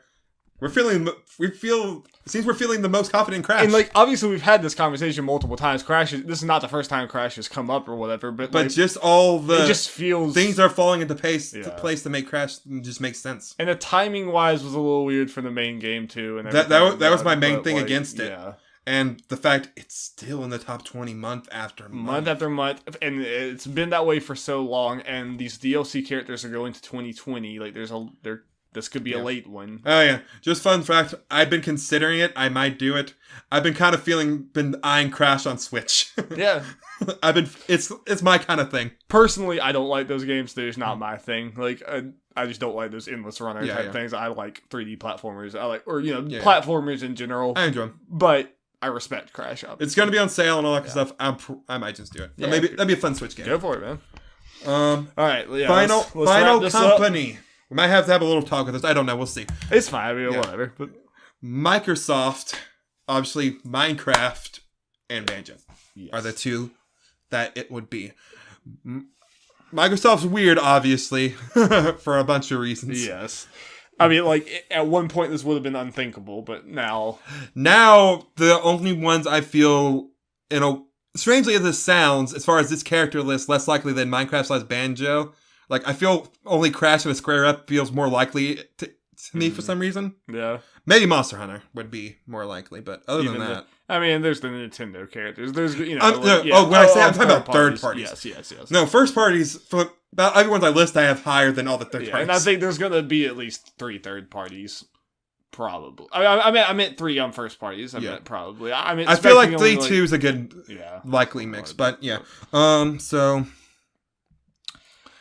So, But if we were to get a Microsoft rep, my heart says Banjo, but my head says Minecraft. yeah, that's kind of what I was going at too.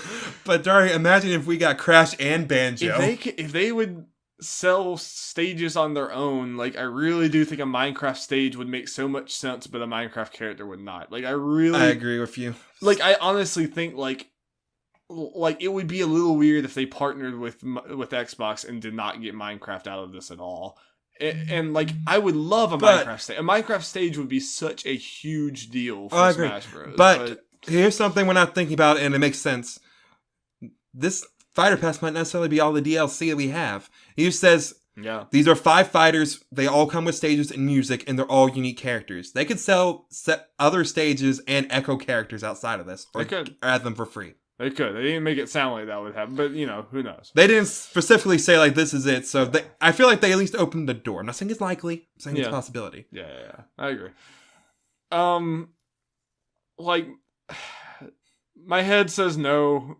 Yeah. Just, partially because of all these other characters we list, partially because of timing, and, but partially the Japan-America split. And, I think Xbox is going to bring Banjo back, but I don't think they're ready. Like, I don't think that's this year. But here's my argument for potentially why this stuff could happen, is the fact, again, Nintendo is making this list. Minecraft is big everywhere. Is the argument potentially for Minecraft, and it will sell and all that kind of stuff. I feel like that increases Minecraft's chances. Yeah. Now, and as far as Microsoft's side is, Phil Spencer has said, at least for Banjo straight up, he'll, that's all cool and all that. Down for it. Yeah, and there's no reason he would not let Minecraft in. Especially it's already in a Nintendo console. As far as Banjo goes, this is kind of, tinfoil hat potential theory. Why would this potentially be smart for Nintendo? One, because it'll be big headlines and people would buy this character. Yeah.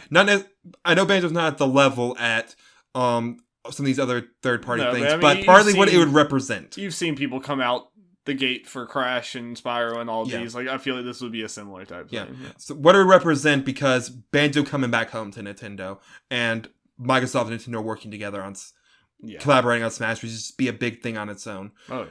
And because Nintendo 64 Classic, they could do that, get the rights for Banjo on there, and this is also just part of the deal as, the tie-in thing.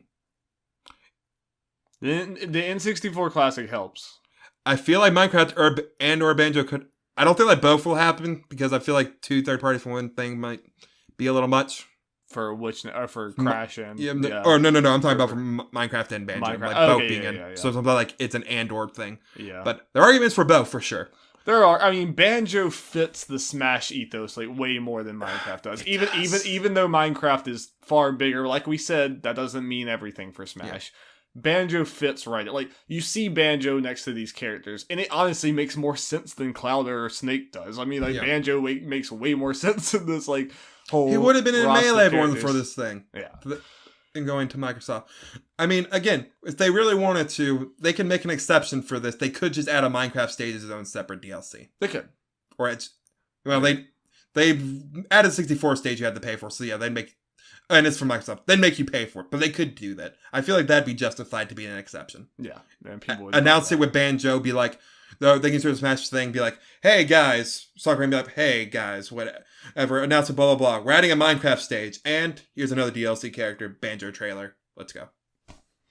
It would be hype. And, we've talked about all these other things, the Crash would be a moment, all these would be, moments or whatever, but, the, Nintendo and Xbox partnering to the level of having, characters in Smash would be, one of the biggest moments in Smash history. It'd be what the hell just happened, Yes.